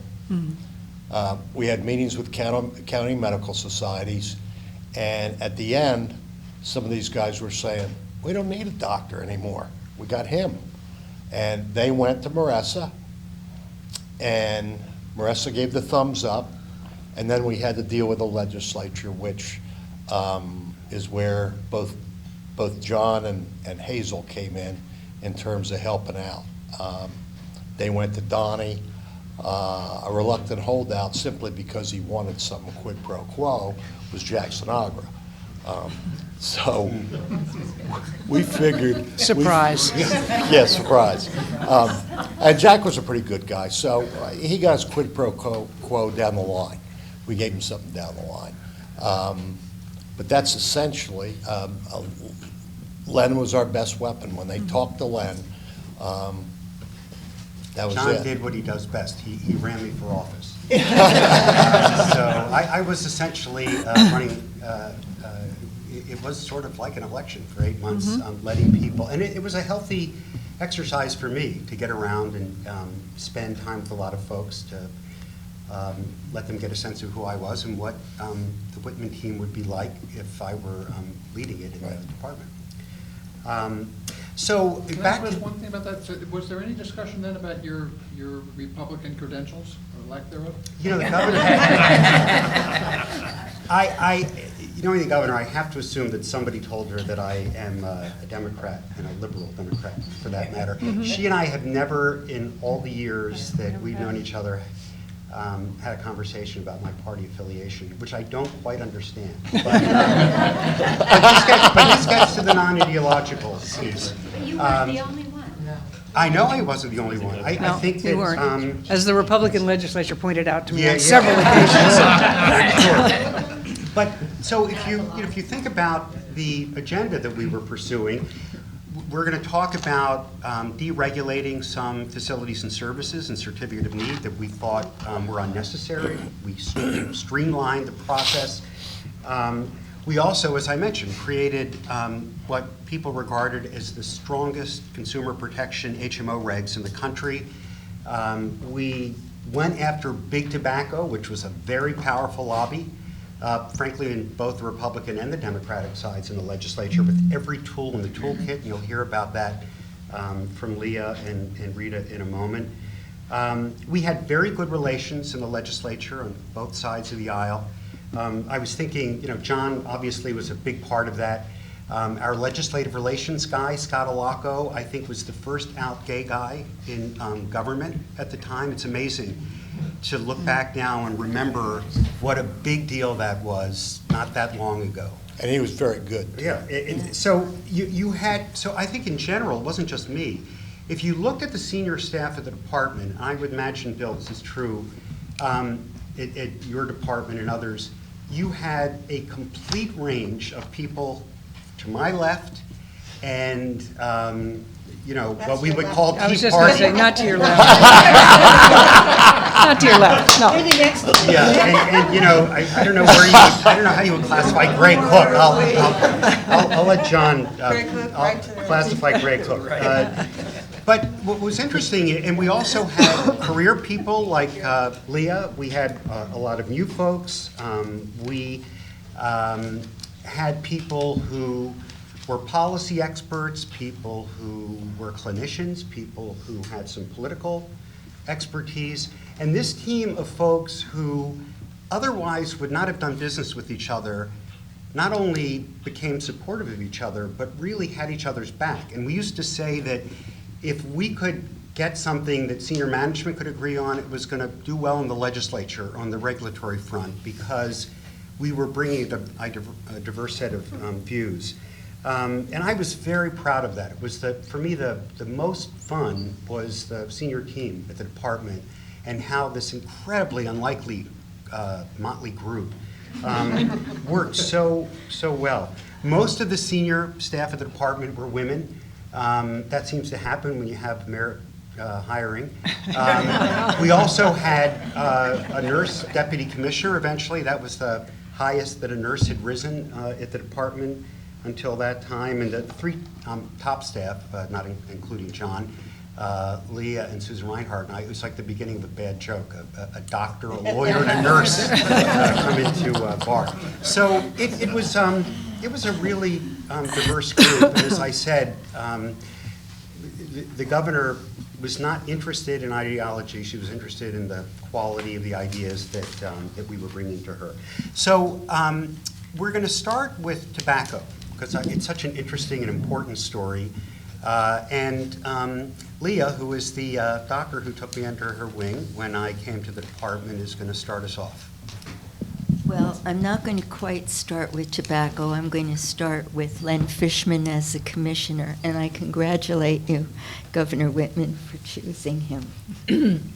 I had been worked for several commissioners, and he was by far the best. And I just want to mention very briefly some of his traits. He's a man of integrity. He pays attention to detail, and he wants good work products, but he's very courteous, and he works well with women, which I know is one of your criteria. But he also was ahead of the curve, as we speak, in health disparities, and not only in being concerned about what was the difference between the health of the minority populations and the health of our majority population. He really wanted to try to reduce that gap. Lee, I've already got the job, or I already had it. Let's talk about tobacco. Thank you. I'll stop there. I just want to reiterate, and I think the word, well. I was hoping for another term. Okay, I'll get on to tobacco. Well, now for the record, that's great, Leah. Just do it. Okay. I have to start again with a historical fact, and it's very significant that today, in the year 2014, we are talking about how the Whitman administration addressed tobacco initiatives, because this year marks the 50th anniversary of the release of a landmark document in the history of public health in America, namely Smoking and Health, was released by the U.S. Surgeon General Luther B. Terry in the year 1964. While the findings in this report may have seemed dated even during the Whitman administration 20 years ago, the significance of the report, which labeled cigarette smoking the principal cause of lung and laryngeal cancer in men and a probable cause of lung cancer in women, should not be underestimated, because the report really opened the discussion and woke up this nation to the single most preventable cause of death and disease. And who was, in the days when this first came out and in the subsequent years, there was a lot of talk about who was responsible for people smoking. The tobacco industry had long held that this was a personal choice, and people could make up the choice to smoke or not choice and just quit if they didn't want to. But that didn't take into account that nicotine was addictive.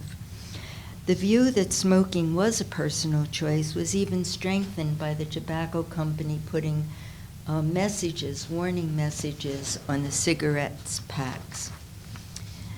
Governor Whitman, you were known to have even expressed this view in 1997 when you were asked about should New Jersey join other states who were then preparing to sue the major tobacco companies.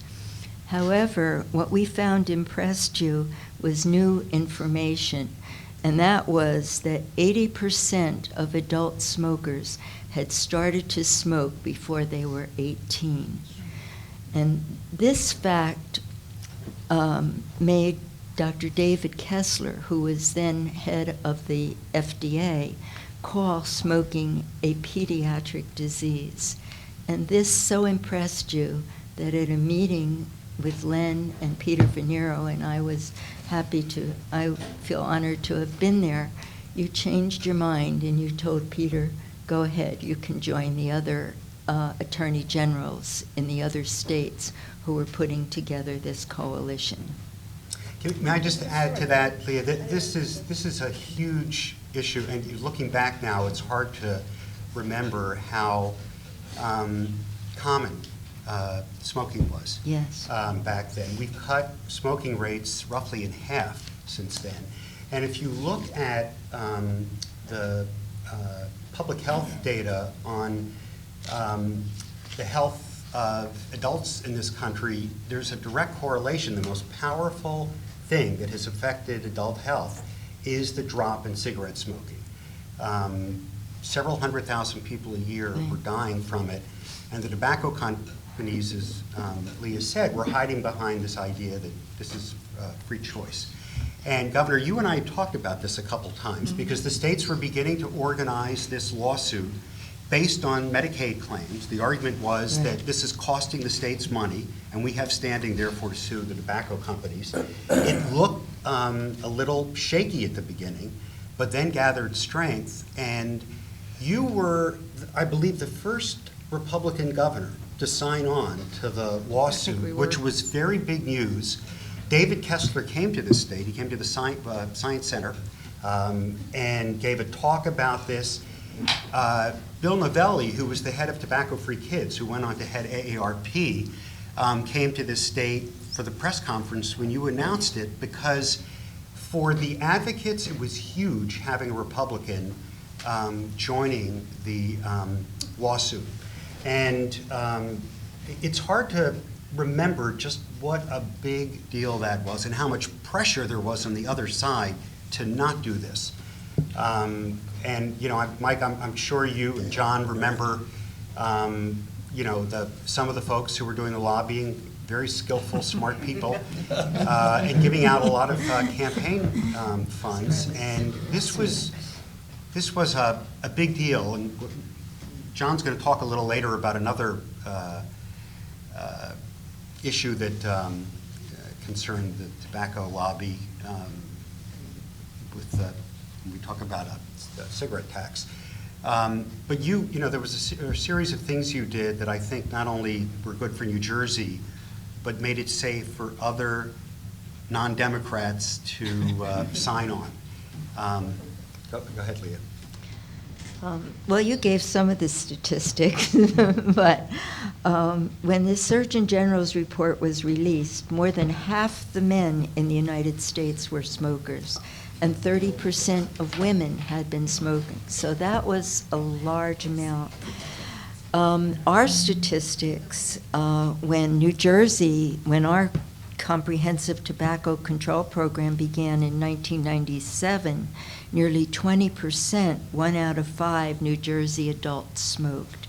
What also is really disturbing was we did a baseline survey and found that 40% of New Jersey high school students had used tobacco in the month before our program began, or when the survey was taken.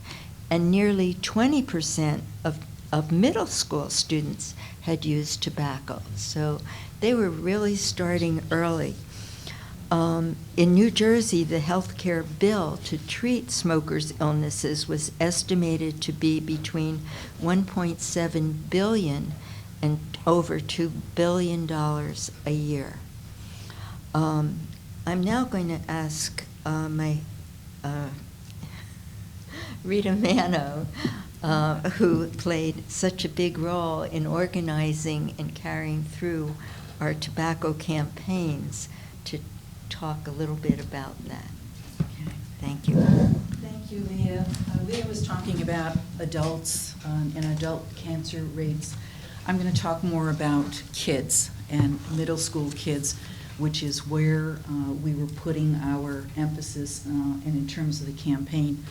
I remember back in 1964, I mean, I wasn't around then, but I heard a speech by Robert Kennedy, and he called he said tobacco companies were peddling a dangerous weapon. And that was unusual to be saying at the time. And then there was a congressional hearing with all the CEOs of the tobacco companies lined up, and they were all asked the question, is tobacco addictive? And each one of them stood up and said, no, tobacco's not addictive, and they went all the way down the line. So there were very powerful forces protecting the tobacco industry and fighting against the kind of initiatives that we had in New Jersey. As Len said, the smoking environment back then in the mid-1990s was very different from today. Remember going into a restaurant and you'd see this cloud of smoke above all of the tables? And then maybe a little while later going into a restaurant and they say smoking or non-smoking, and you couldn't tell the difference, in the restaurant. You could pretty much smoke everywhere back then, ballparks, outdoor concerts, offices. Airplanes. Airplanes, absolutely, yeah. That's where it really didn't make a difference when you were in the row right behind the smoking row. Right. I can remember being at the ballpark at Vet Stadium and having people like behind me smoking, and just, if the wind was just the wrong way, it was just like, going in. So we don't have that today, but back then it was just normal. And sometimes we forget how far we've come in terms of those kind of public health issues. Cigarettes cost $1.80 in 1995. Now it's almost $5 a pack, I think, or at least I see signs on Wawa or whatever. Things have changed, certainly in New Jersey, but they changed because there were leaders in public health, and they had the foresight to engage younger students in anti-smoking efforts, and through peer groups spread the word about the horrors of smoking. And of course, I'm talking about the public health leaders of the commissioner and the governor. So in 1997, when we unveiled our first campaign, which was Smoking Don't Get Sucked In, it was aimed at middle school students, 7th and 8th graders. Right now, looking back at it, it was probably a small campaign, but at the time it was a big deal, and we were extremely happy with this campaign. We thought we were going to make, a big difference. We thought it was a blockbuster, and it was something that was never before championed by the department in such a clear manner. And we took the aggressive campaign to the schools, and we found that it was made even stronger every time the governor showed up at one of our assemblies. It was like a rock star coming in, and it turned into like a pep rally. But there were T-shirts, there were bumper stickers, there were all kinds of things to get kids excited about not smoking. Excuse me. It's important to note that the campaign was financed with money from the department. This was before there was even talk about the master settlement. So it means that the leadership here, the governor and the commissioner, believed this issue was so important that they were going to find the money in addictions and in grants to do this campaign, and weren't going to wait for any federal money, or weren't going to wait for anything else to happen. They were going to target the middle school students where we had the best chance of convincing them to either stop smoking or not smoking. And that figure that Leah said is extremely important, that 80% of adults who smoke started when they were teenagers, is pretty startling. My personal history, and I always thought of this when we were doing the campaign, is that I had a brother, my only brother, who died of lung cancer. And he died at the age of 35. And he was a smoker from high school on. He was a college graduate, he was a professional, and it was so addictive. And if you don't believe it's addictive, and I know all of you do, you just have to watch that in someone that you know how extremely difficult it is to quit. So in my little mind, this campaign, even though it was 7th and 8th graders, we were just very, very proud of this effort, and very proud of the leadership that we had. The governor was instrumental in making this campaign, and then eventually a larger one when the master settlement money came in, a success. I remember, I don't know if you remember this, Governor, you sat with middle school students to listen to their attitudes and concerns about smoking, almost like a focus group. And as I remember, and it was a while ago, you taped anti-smoking ads with some of the Philadelphia 76ers, which given their record now, you may not want to do it. Wouldn't want to do that at all, today, but. Yeah, but back then it was cool. And as I said earlier about the workers in smoking, Cindy Kirshner and Sue Goldman, they worked extraordinary hours to build this campaign, and they were so motivated by the fact that they knew and saw evidence of the support of the governor and the commissioner. That just did a lot for their attitude, and they were hard workers anyway, but they really, really believed in this campaign. And the commissioner always told us that targeting middle school students was critical. He always said that young kids knew the Marlboro Man more than they did Mickey Mouse. And this was an opportunity with this campaign to bring partners into the anti-smoking effort and get partners to, with the health department like New Jersey Breeze and the Medical Society, and create a sort of bond on this issue that we could all agree about. In addition to the smoking program, anti-smoking program and the campaign, we established a peer leadership program in the middle schools. It was launched around the same time, and it trained students to teach other students about smoking and drugs and alcohol use. And these were all 7th and 8th graders. And we knew that they were more likely to listen to their peers than they were to adults. Anybody who's had teenage kids knows that for sure. These youngsters in these schools formed their own anti-smoking groups. They picked up butts along the beaches. They performed all kinds of activities throughout the state that were all tied to this Smoking Don't Get Sucked In campaign. And we held a youth summit called the Day of Learning about Substance Abuse Prevention for about 500 of these peer educators, where they came and they did various activities and they formed anti-smoking programs, and we were getting enthusiasm, and we wanted to take our enthusiasm and and sort of extend it out to the students, and we found that it worked. Not that awards are motivating, but it was nice for the program itself to get awards like from the Silver Anvil, PR Foundation, and the Golden Apple Awards. And New Jersey was beginning to be recognized as a clear tobacco prevention state, and we were being lauded for the programs in the department in addition to the campaign. The results at that time: 1999 middle school survey on substance abuse. 7th and 8th graders who smoked cigarettes had dropped 35% over the last 4 years, and that was from surveying 8,600 students. As Len said, our anti-tobacco efforts attracted the attention of the Tobacco Free Kids organization. Bill Novelli was up here, Kessler was up here. And they don't do that lightly, given their time. So they were here to congratulate the state and the governor on these efforts and to promote them. We also tried to tackle the sale of tobacco to kids under the age of 18, which was rampant in the 90s.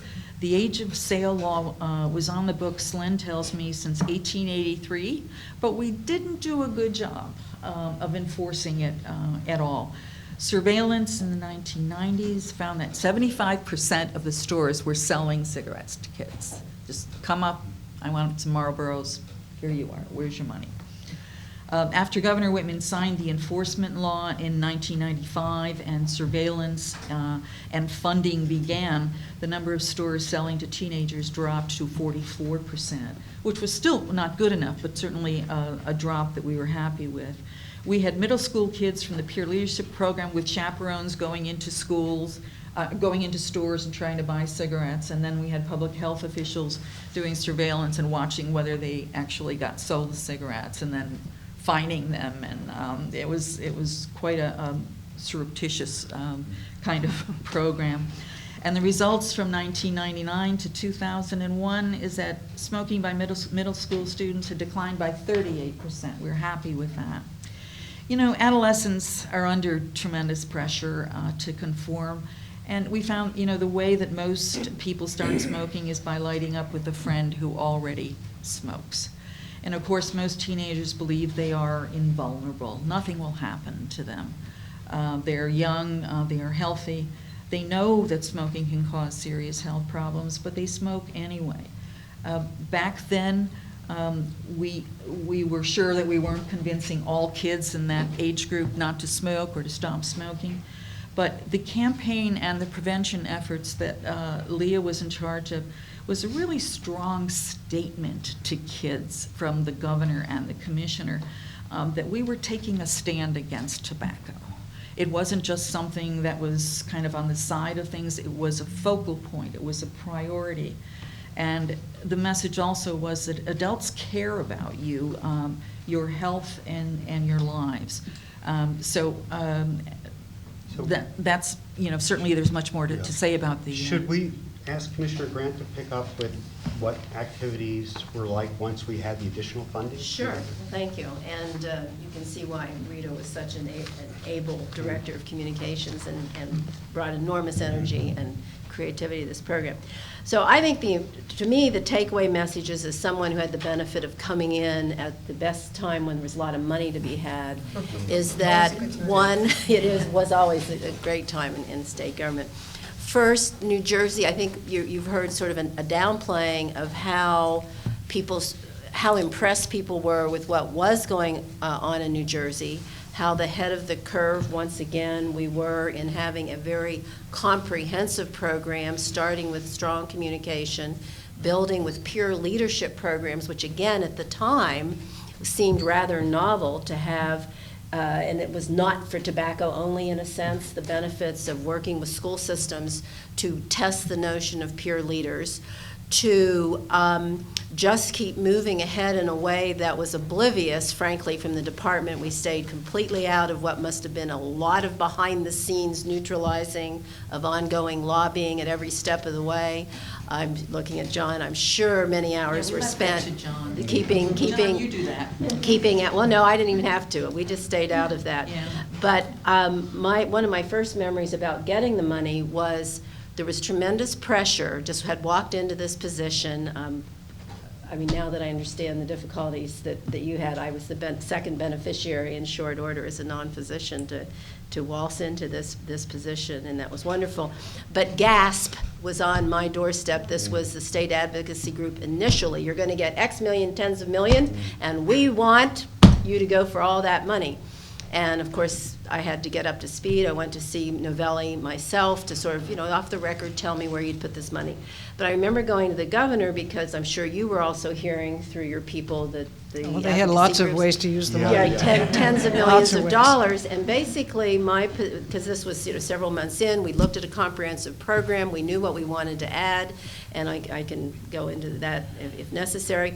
But basically, I said, Governor, it seems to me that a couple years from now, we're going to have to go back to the legislature and do show them results. And I think the worst thing we can do is have too much money and not spend it wisely. And so we went for what I thought was closer to 40 million, but the evaluation done talks about 32.8, so maybe. But anyway, we didn't lowball it. $32 million to spend in the government within a year was not going to be easy. Getting contracts through, getting people hired. We took that approach. We were successful in selling that behind the scenes to GASP, you know, saying it's just going to be the kiss of death if we can't spend this money wisely. We need you to work with us, and we went from there. I think that one of the things I hope you remember that we were successful. You did win an award from the American Medical Association as the outstanding public servant nationally. She was the only governor there. My only worry was she going to show up? Did she realize how important this was? This was a really big deal. And yes, you did show up and won. What was it, as I recall, and Eileen and Mike, you probably can it was the fight over the money. I think we dedicated more of the tobacco settlement money to health care Than any other I state. think that was what was a distinguishing factor. It was a figure of like 20%, I think. Yes, something, I I mean, something it was like that. a bigger percentage than the anybody other else, states were yeah. doing at the time. So Let's take just a couple, 2 or 3 more minutes to wrap up tobacco. Okay, and Yeah. what I want, one of the themes not mentioned is we did want to work in research. No reason for most of us to remember that was the time that UMDNJ was standing up a school of public health. We did say this would be an opportunity. Would you be interested? Audrey Gotch, first dean, yes, we'd love to have a research capacity to really study the implications. So not only did we plan to have them evaluate the program, which fortunately did come out a few years later, we did get an evaluation long after our time, but also it really started the ball rolling in several areas. Smoking use in pregnant women, which people, now we think of this more as for children, and that indeed was very important, but of course, unborn fetuses, early nursing mothers was a very important issue that New Jersey, I think, was way ahead of the curve. We also had some able researchers brought into UMDNJ who were really looking at the addictive they didn't even really know what they were going to find. It was sort of like a hornet's nest. We unlocked this because we knew when the lobbyists started really being concerned about this, oh, we're onto something here. So we really helped that capacity early on. And then I think that what you said, I would also give a nod to Kirshner. The other thing that we did, unlike maybe the drug courts, we really held within the department after Leah and sadly for all of us, tenured her resignation, we had Cindy Kirshner, I had it run right by the governor's office because it was a standalone.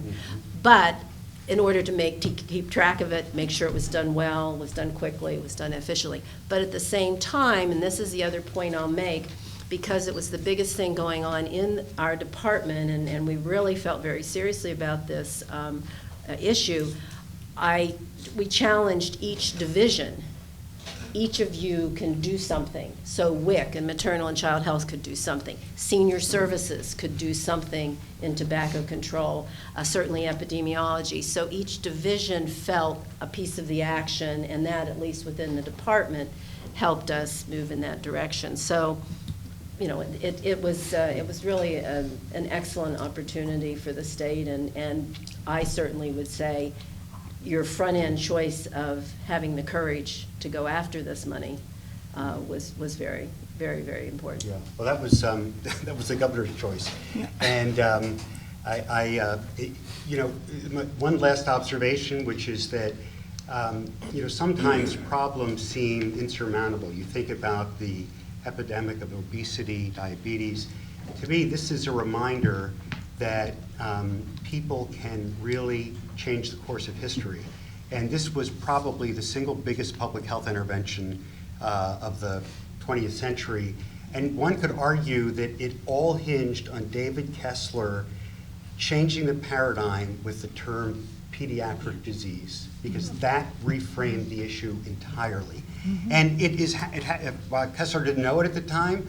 He was framing it in a way that the governor ultimately agreed with and made a big difference. So let's move now to a category that we're calling innovations in consumer protection. And John, I'm going to ask you to start by talking about charity care. Before, while you're teeing that up, I want to make an observation, which is that for many years prior to Governor Whitman taking office, the Department of Health had been where hospital rate setting occurred. And a lot of power came with hospital rate setting because you were controlling the rates and the destinies of all of the hospitals in the state. When that went away, the department had to look at other ways of having an impact, which were not as direct. And one of the reasons that we put together this series of innovations is to show the different ways that we were experimenting with making a difference in public health. And one of the most important was charity care and bad debt, and John will pick up with that. In terms of setting a new way to go in charity care distribution. Essentially what happened was senior staff in the Department of Health got together, and we were extremely worried because we felt a number of hospitals were on very thin ice financially. And we happen to have the virtue of working with a guy named Steve Philibrown in Healthcare Financing Authority. He's a brainiac. He's really, really good knowing about financing the hospitals. We had talked with him, and he indicated 3 or 4 or 5 hospitals were on very thin ice. We determined what we had to do with charity care was somehow set up a formula that distributed the money fairly to those hospitals that were in the most need. That is, we're serving high populations of Medicaid, uncompensated care, people walking in the door with no insurance, essentially didn't have the ability because of their payers, Medicare, Medicaid. They didn't have the ability to shift onto private pay patients. So we began sitting down and going over ideas, throwing out ideas. Obviously, we had documented charity care claims paid at Medicaid rates. We then began to toy with a couple of indexes that would get tacked on there. One was shiftability, that is the ability of hospitals to shift their non-payers over to paying patients, which hospitals do all the time. The second was coming up with a profitability index. So the combination of documented charity care with a shiftability index, with a profitability index, gave you some indices of how hospitals would get paid, starting at, let's say, we started with, Len, as I remember, 98 cents on the dollar for the really endangered hospitals that we thought, were maybe likely to go under, and no hospitals could take their place. They were things like Jersey City Medical Center, University Hospital, although they were state, they'd probably still get funded. Cooper down south was in bad shape. So I want to interject. I can't believe I'm going to go to the politics before you. Well, I was just getting to that. But just to remind us, under hospital rate setting, all hospitals were reimbursed for their charity care and bad debt costs. Once hospital rate setting went away, you had a limited fund that had to be distributed to hospitals, and you couldn't pay them all 100% without vastly increasing the pool. Now, what had always created an urban-suburban coalition in favor of reimbursing uncompensated care and bad debt is that all the hospitals benefited. Once you were going to preferentially benefit basically urban hospitals, there was a real problem with holding on to Republican legislators for this fix. And that, I just wanted to mention that, John, because that was the big challenge that you were dealing with. Absolutely. So we did a series of runs with Steve Philibrown in the room, senior staff in the room. We did a series of runs to see how this charity care would get distributed. We played with how much people would get and then given increments down the line to hospitals until the money ran out.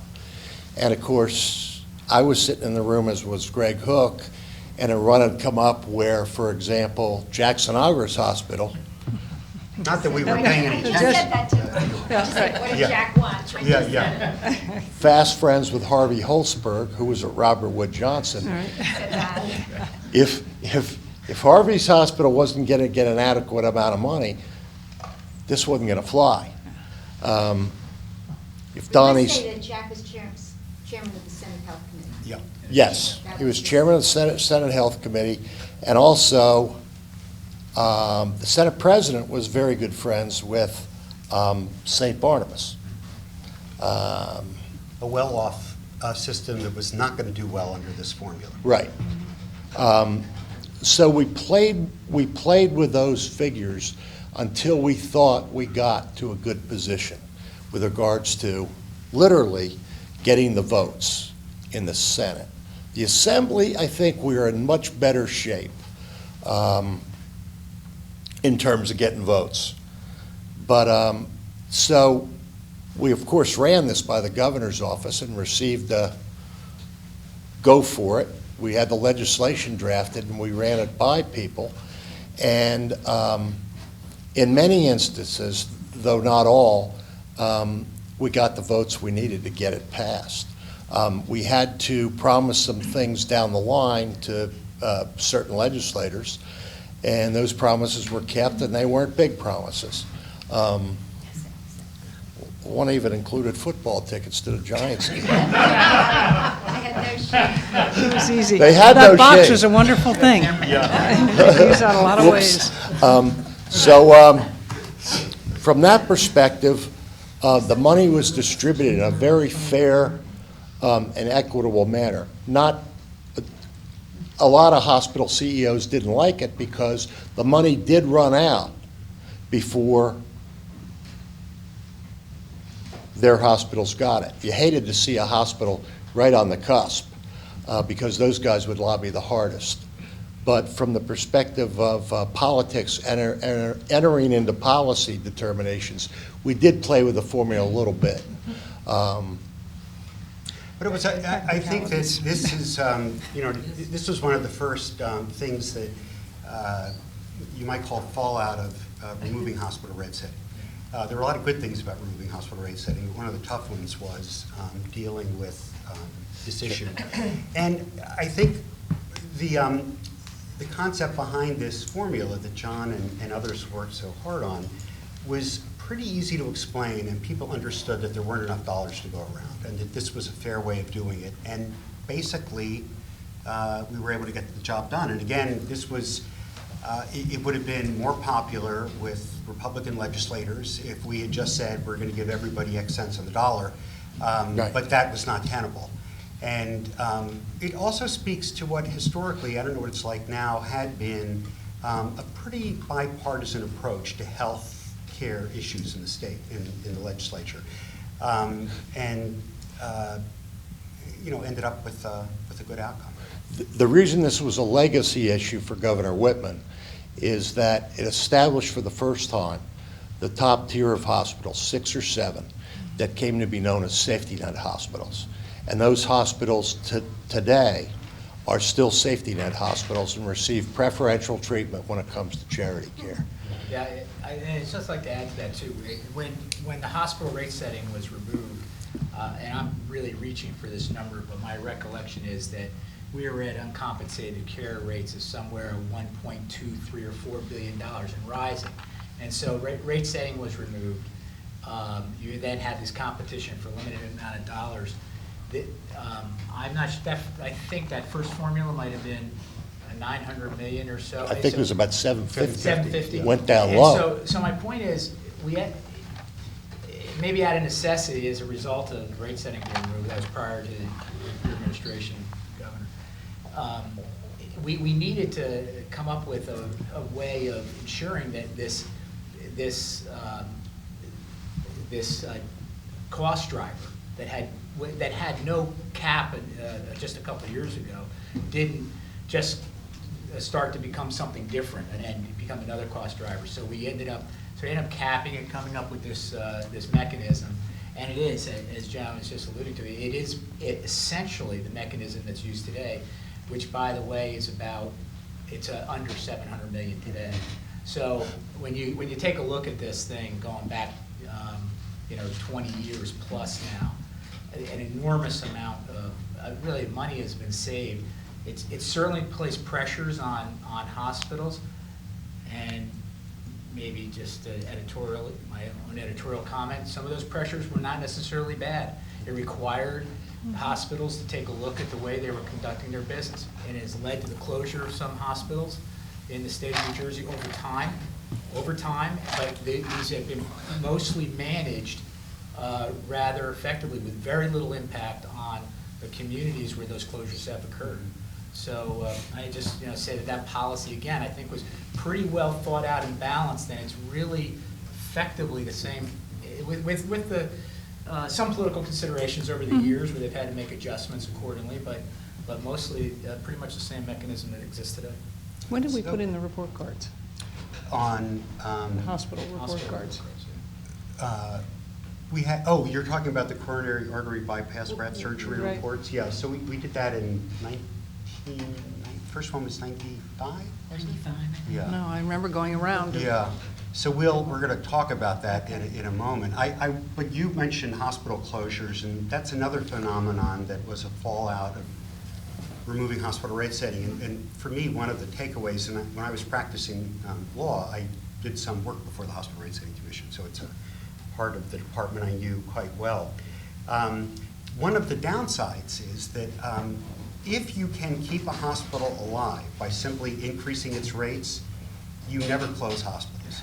No matter how poorly they're managed, no matter how excess their capacity is, the political pressure to keep the hospital open will always trump other considerations.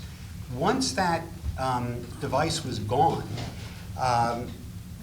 what we found is that there were some hospitals that were not needed, not just because they weren't getting uncompensated care, but because their inefficiencies weren't being pumped up in other ways through hospital rate setting.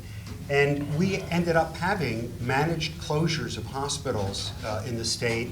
And what we found is that when hospitals closed, their former patients were always getting better care at the surviving institutions because they were better to begin with. And that it was really a matter of jobs. It wasn't about health care, it was an economic issue, which is not to say it was insignificant when you're talking about an urban area where jobs are scarce. But it does point up the difficulty you have when government is in a position to keep an enterprise going even when it's not needed. It's very hard to not keep doing it. So John, do you want to add anything? There was one hospital closure that was particularly tough in Newark. Yes, Children's Hospital in Newark, run by a gentleman by the name of John Dandridge. He called up one day and requested a meeting with the commissioner, and we had senior staff in there. We really didn't know at that point, I think, Len, what it was about. And he came down and he told us. Now, at this point in time, remember, hospitals didn't have to submit their financial information to HCFFA, Healthcare Facilities Financing Authority. And I don't think John Dandridge was submitting his information. He walked in and he told us he had a problem. He was $50 million in debt. We just looked at each other in shock. And, you know, he went through all the things he had to go through, and he thanked us for meeting with him. And I remember, Len, we had a senior staff meeting right after that, and we all said, we've got to manage this one. We've got to have everybody in the department involved because this hospital's going to close. There's no way we can bail. We don't have enough money to bail that out. And again, it was a Children's Hospital in Newark. So he knew it when we told him. He sort of had a hint that he was going to have to close. We told him we were going to help manage that. Len, I think he retained private counsel in addition to the AG's office. And so we were on the phone daily for about 2 months with an hour-long or an hour-and-a-half-long call between us, HCFFA, the private counsel, the AG's office was in on it, and once in a while Dandridge's people.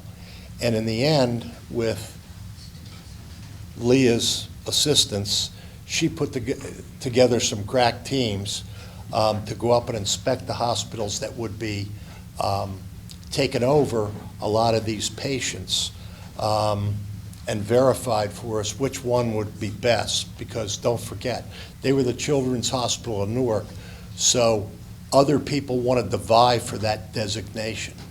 Ron Del Morro of St. Barnabas, controlling Newark Beth Israel, was one. St. Michael's, I believe, was another.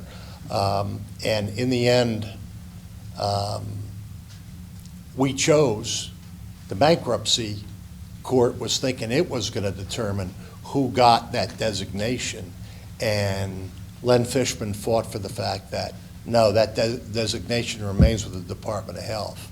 And we went back to Children's Hospital Board. We presented all the issues. The attorneys presented all the issues, and that board chose Newark Beth Israel. So the transfer occurred, and from my understanding, with ambulances in the area and all that, that in one day, the transfer of patients went off without a hitch. Yeah. And I'm glad that you mentioned Leah's role, which was obviously very important in a case where you want a clinician in charge who's able Right. to speak to the safety of patients. Well, the only thing I would add are these teams included, because neonatal intensive care was such a main factor. We had neonatologists, we had pediatricians, we had nurses, pediatric nurses, all in the teams. But the two leading contenders were Newark Beth and University Hospital. And University. But I think you made the important point. Our teams found that either one of those two would be competent, that they had the right facilities, they had the right depth of practitioners to carry the load. And so, as John mentioned, and what I think was extremely important, we turned the decision, we gave the facts to the board, and the board itself chose which one they wanted to inherit their load, or their mission. This was one of several hospital closures that the department had to manage, and I think did in a way that's consistent with what John and Leah have described, and I think left the healthcare system more efficient and providing better healthcare to the folks going to the hospitals that continue. And I think we also averted a real breakout of the community, either protests, in hospitals and Yeah, closed. it is pretty remarkable, in fact, that didn't happen. Didn't happen. But we were very inclusive in reaching out to folks and letting them know what was going on. One little item before we leave this, which was so interesting to me, the chair of the department chaired the Healthcare Facilities Financing Authority, and after one meeting, I was approached by the executive director about one of the cathedral hospitals, which was very close to default. And I don't remember the name of the CEO, but evidently she had not been sharing that information with her board. And I had to go meet with, I don't know whether McCarrick was bishop at the time, or Yes. was bishop. Yeah. So I went to visit the bishop in his I was with him. offices. Thought that to make it a little easier for him to meet with a little Jewish guy, I would take John Kohler along. And he was officially the CEO of all of the Catholic hospitals. The Archbishop. As people here know, an incredibly smart, skillful guy. Wonderful. Knew nothing about healthcare and had not a clue that this hospital was close to default. He was stunned to learn this. And it was, to me, illuminating, because you figure this kind of stuff doesn't happen. It's a big, sophisticated hospital. They've got a board of people who are smart, et cetera. As people around the table probably know, almost all Catholic hospitals today are run by nonprofit boards that actually know how to run healthcare systems. But back then, it wasn't unusual for hospitals that were owned by the Archdiocese to be overseen by whoever the most senior clergy person was. And so, you're sometimes surprised by how a system that you assume is going to work logically, in fact, is not. Well, and Len, on Yeah. that, I think what happened too is we provided some type of advance against charity care to them to Boy, you got get a through good some memory, of Mike. this. Jeez. And eventually there was a request made for us to forgive the Yes. last payment. And I remember this Wow. because at the time, of course, the governors, the three chiefs, and Pete were McGinnis, Farmer, Torpy, McDonough, 4 Irish Catholics. And I got a call from McCarrick, I kid you not, from Rome. where he is making his last-ditch pitch to us to do this forgiveness. And I would have much rather have been a little Jewish guy an Irish Catholic on the end of that call. Wow. And we ultimately did through. We developed an appropriate framework for forgiveness, but we did forgive. I think it was the last $4 million of the. He was hard to refuse. He was hard to say no. Even for a non-Catholic. Yes. So ask for forgiveness too, Mike? That's right. Governor, this could be a comic interlude. Do you remember the best Archbishop McCarrick story? Oh, if you're talking about that lunch we had, yes. Do you want to share? That was, that was, Because well, actually every year we had to Christine have lunch mentioned, with the nursing Archbishop. mothers, so Yeah, the Archbishop and all the bishops for New Jersey, and we did this one at Drumthwack. We did it in Newark one year and then Drumthwack at the other. And McCarrick was wonderful because he always kept the bishop from Camden, who was the most conservative of the bishops, till the last one, because he knew that he and I just, we weren't going to be on the same page. He always wanted to talk about abortion, and we just weren't going to get there. But this time he surprised us, and unfortunately my husband was there too for this one, and you and my husband. This fellow who is really, really, dead straight, serious, very Catholic bishop, way against things like abortion, starts to go off about how he's been making this study on breastfeeding and how we really should make breastfeeding legal in all places. We're looking, and he said, and I've been studying it hard. We were, I don't want to know how you've been studying this. I really don't want to know, Bishop. We were all trying so hard not to laugh. Let's just not laugh. And I think McCarrick got it too. I'm sure he was. It was the most bizarre conversation. All right, we've got 30 minutes to cover a lot of other material. So let me move now to another item that fits under innovations, which is the consolidation of senior services. And we already had a little bit about that. So this actually went back to the transition when we heard from senior advocates that the system in New Jersey, as in virtually every other state, was very fragmented. It was difficult for seniors and their families to figure out where to go for benefits, referrals, and so on. And in fact, there were 20 programs for seniors in the state of New Jersey that were spread over 4 departments, but principally 3. The Department of Human Services, Department of Community Affairs, and the Department of Health. We had received a grant from the Robert Wood Johnson Foundation to look at whether there was a better way to configure senior services in this state. And we put together a large work group of folks who represented seniors and facilities that serve them, and a wide array of experts and consumers.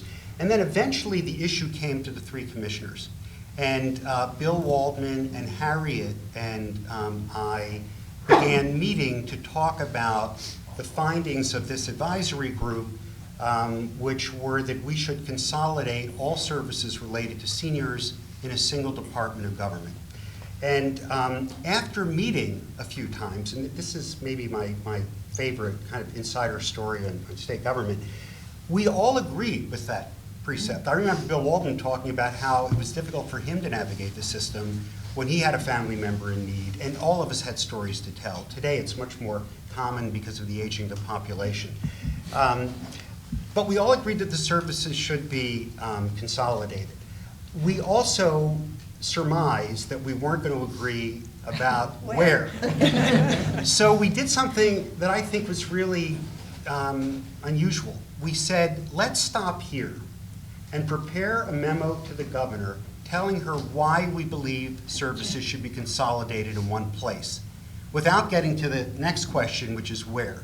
Because we're probably not going to agree about that. Let's find out, first of all, if the governor agrees with us.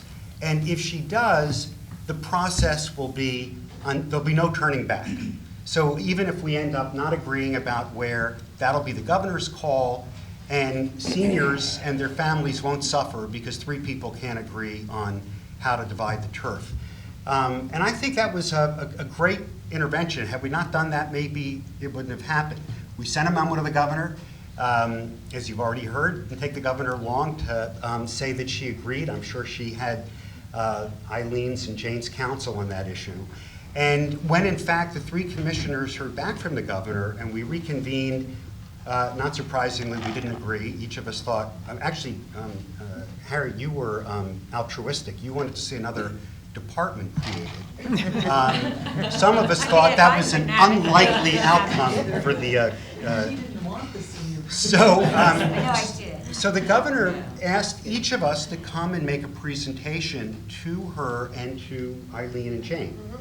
And each of us prepared, and we made our pitches, and then expected the governor to dismiss us with the promise that she would soon make a decision. In fact, were you there, Mike?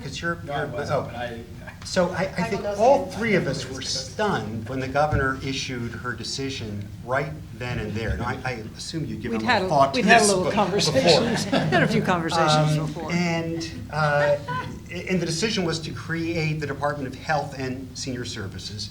Harriet was the first to say, Governor, while this wasn't my recommendation, I want you to know that I will do everything in my power to make sure that this goes as well as possible. Bill went home and cried. But I said that. I did. Bill echoed the sentiments, and maybe, I don't know, it might be interesting to have the two of you say something about how this process went. Yeah, and I do remember next morning, the 8:30 meeting that Mike referred to, telling the rest of the senior staff, and they were shocked that it all happened so quickly. But I think the commissioners. Well, we talked about it, and you'd Yeah. sent your memo in, and I agreed with the concept, and we back and forth. And you all had let one of the chiefs know a little bit of how you thought about it. I mean, I sort of had a feeling as to where everybody was coming from, and it just made the most sense to me, so. Now, No this point is an in dragging area it out. that you'd had experience with, I know, back on the county level. Yeah. There, and you had friends and colleagues back there who were in the senior services community. And it made sense to you. And you recommended the wonderful Ruth Reeder, right? Wasn't Yes, that her name? Ruth. You know, Right, Somerset that's County. right. You inherited from. Yeah. So I think everybody around the table probably knows that the consolidation in the Department of Health, which then became Health and Senior Services, was one stop on the way back to Human Services. But Human Services now has all of the programs in one division, sitting alongside a division on disabilities, because what's becoming clear to states that are in the vanguard is that there is a lot that these two communities have in common. So you now have a division of disabilities, of aging, and they're reporting up to one deputy within the Department of Human Services. Well, that's what actually made my decision easier on going to the Department of Health, because seniors had so many health issues, and it seemed to me that was the most logical place to put I it. think part of it ended up why it went back, and tell me if I'm wrong, but that, you know, when you had to bifurcate Medicaid, the issue of having a single Medicaid agency, and when you went for waivers with CMS, you know, it just became increasingly complicated from what I could see. At this point, I'm dealing in senior services, so I think that helped. Though of course, licensure still lives in. Right. So I think it's worth noting a couple of things about this, which was this was the biggest government reorganization in many years, because I remember when the meeting was over, I think maybe you asked me to stay, and somebody expressed regret about Harriet.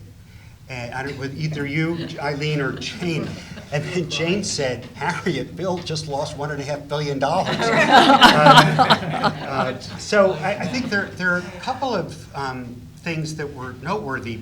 One is that we created a program called New Jersey Ease, Easy Access Single Entry. And that was a program that was intended to create a single number that any senior or family member could call anywhere in the state. We didn't have a lot of money to incentivize the AAAs to do this, so we turned it into a competition and said that counties would have to, or the AAAs would have to demonstrate competence to have this designation in order to win it from the department. It was overseen by Susan Reinhardt, who unfortunately could not join us today. And Susan really worked hard at building the competency of these agencies. And they had to go through a training program. We had people who would make calls unbeknownst to them to determine whether they were ready. We did a lot of evaluation of whether they were capable of meeting the requirements. At first, there was a lot of resistance. Then we had the first one. The governor was there to cut the ribbon. Ocean or Monmouth? Right? Yes, I think it was Ocean or I think it was Monmouth. Ocean. And the governor made a big deal out of this. It was a big local press event, a lot of pride in having reached that designation. Then we got another one and another one, and there was a cascade of AAAs.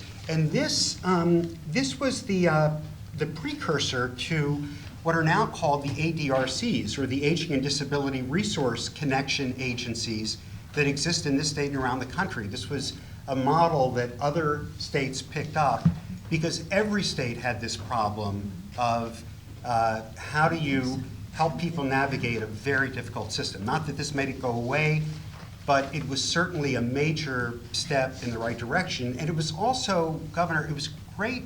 I think it was good for you. It was a love fest with seniors everywhere you went. They loved that you were doing this and paying attention to them. So one of the values of having a cabinet level presence was the feeling that seniors had that they really were getting the attention that they deserved. Another program that we were able to do was called Community Choice, which was a program where we sent nurses into nursing homes to evaluate first Medicaid, but then all patients that are residents in the nursing home to determine whether they could be relocated to the community.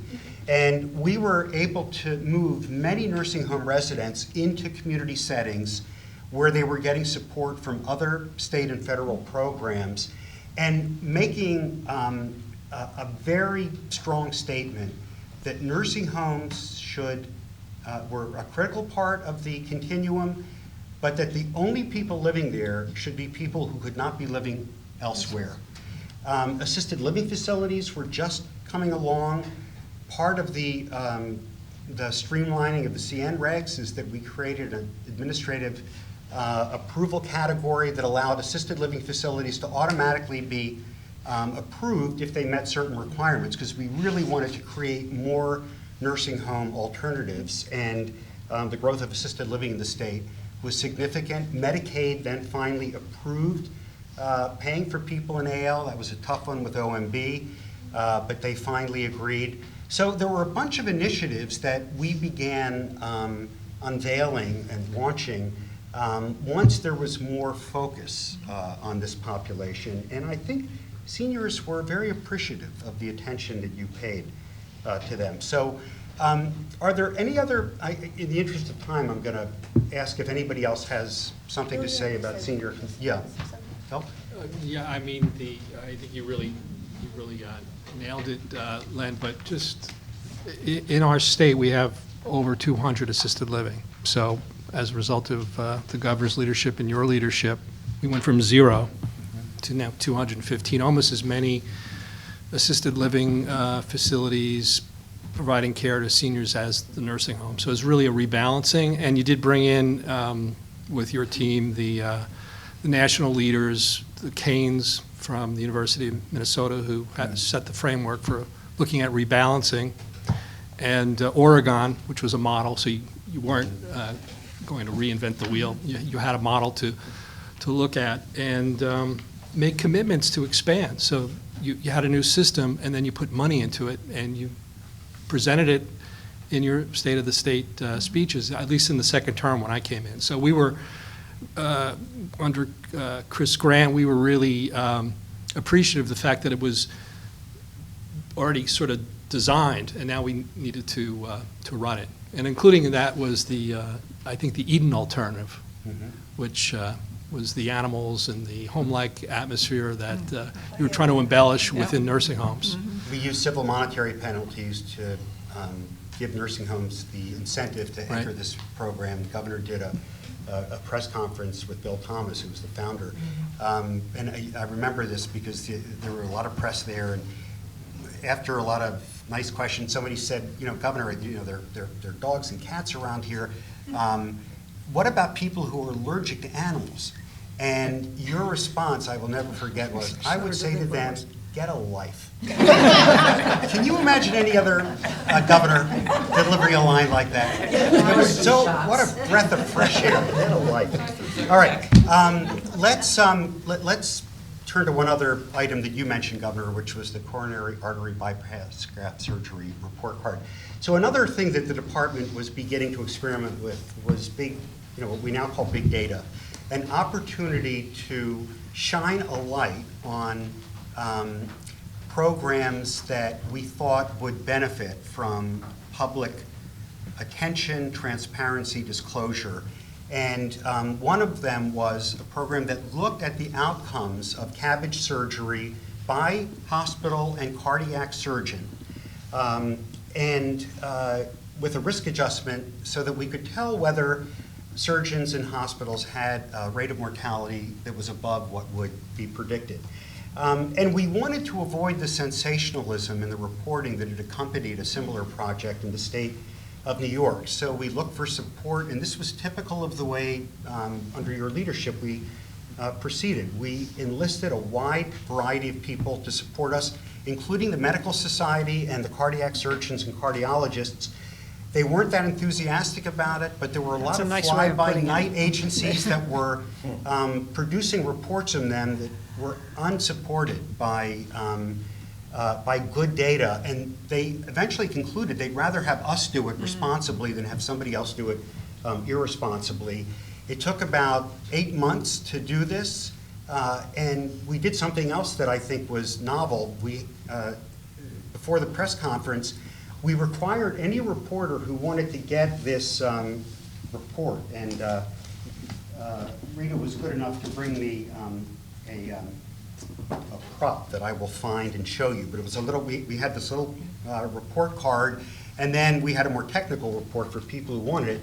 But we said to the reporters, if you want to get this, and this was going to be in the front page of every paper in the state, you must attend a 2-hour workshop that will present you with information about the limitations of this data. Because in New York, without really understanding the underlying data, there was a lot of damaging reportage. And we had a panel of experts, including one guy from Dartmouth who thought that these report cards were a bad idea. We wanted to present a full range of ideas about this. And if you go back and look at the reporting, because the fact was there were surgeons in hospitals that had higher rates than would have been expected, it was extremely responsible, and I believe it was partly because we made them eat their vegetables before they got dessert. And one of the big outcomes of this report is that, as we expected, low-volume cardiac surgeons were the ones with the highest mortality rates. The next year, most of them had left the state to go to other states that don't do these reports, I suppose. And we also heard from the heads of cardiac surgery programs, I remember 2 in particular, saying, I've been asking my CEO to get rid of these surgeons for years. I didn't have the data. This allowed me to convince my CEO to do this. So this was, the report in and of itself was a good thing, but we were also experimenting with how can we start putting our oar in the water around public disclosure, transparency, other ways of encouraging improvements in healthcare that were not just about rate setting and more regulation.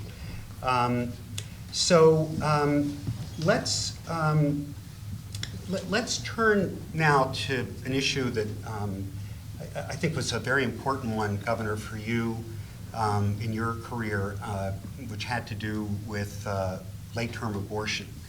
Another fun one for the re-elect year. I was with the governor on an unrelated press conference in the outer office one morning when we presented whatever it was that concerned the Department of Health. And then as soon as she opened the floor for questions, the first question was about President Clinton having vetoed this bill the day before. Now, if you remember, partial birth abortion was selected by pro-life folks because it seemed so horrific that nobody could oppose it, and Democratic governors were signing these bills because it was just so difficult not to. And so the governor was asked that question, and without revealing, I'll give the governor the opportunity to deliver the line.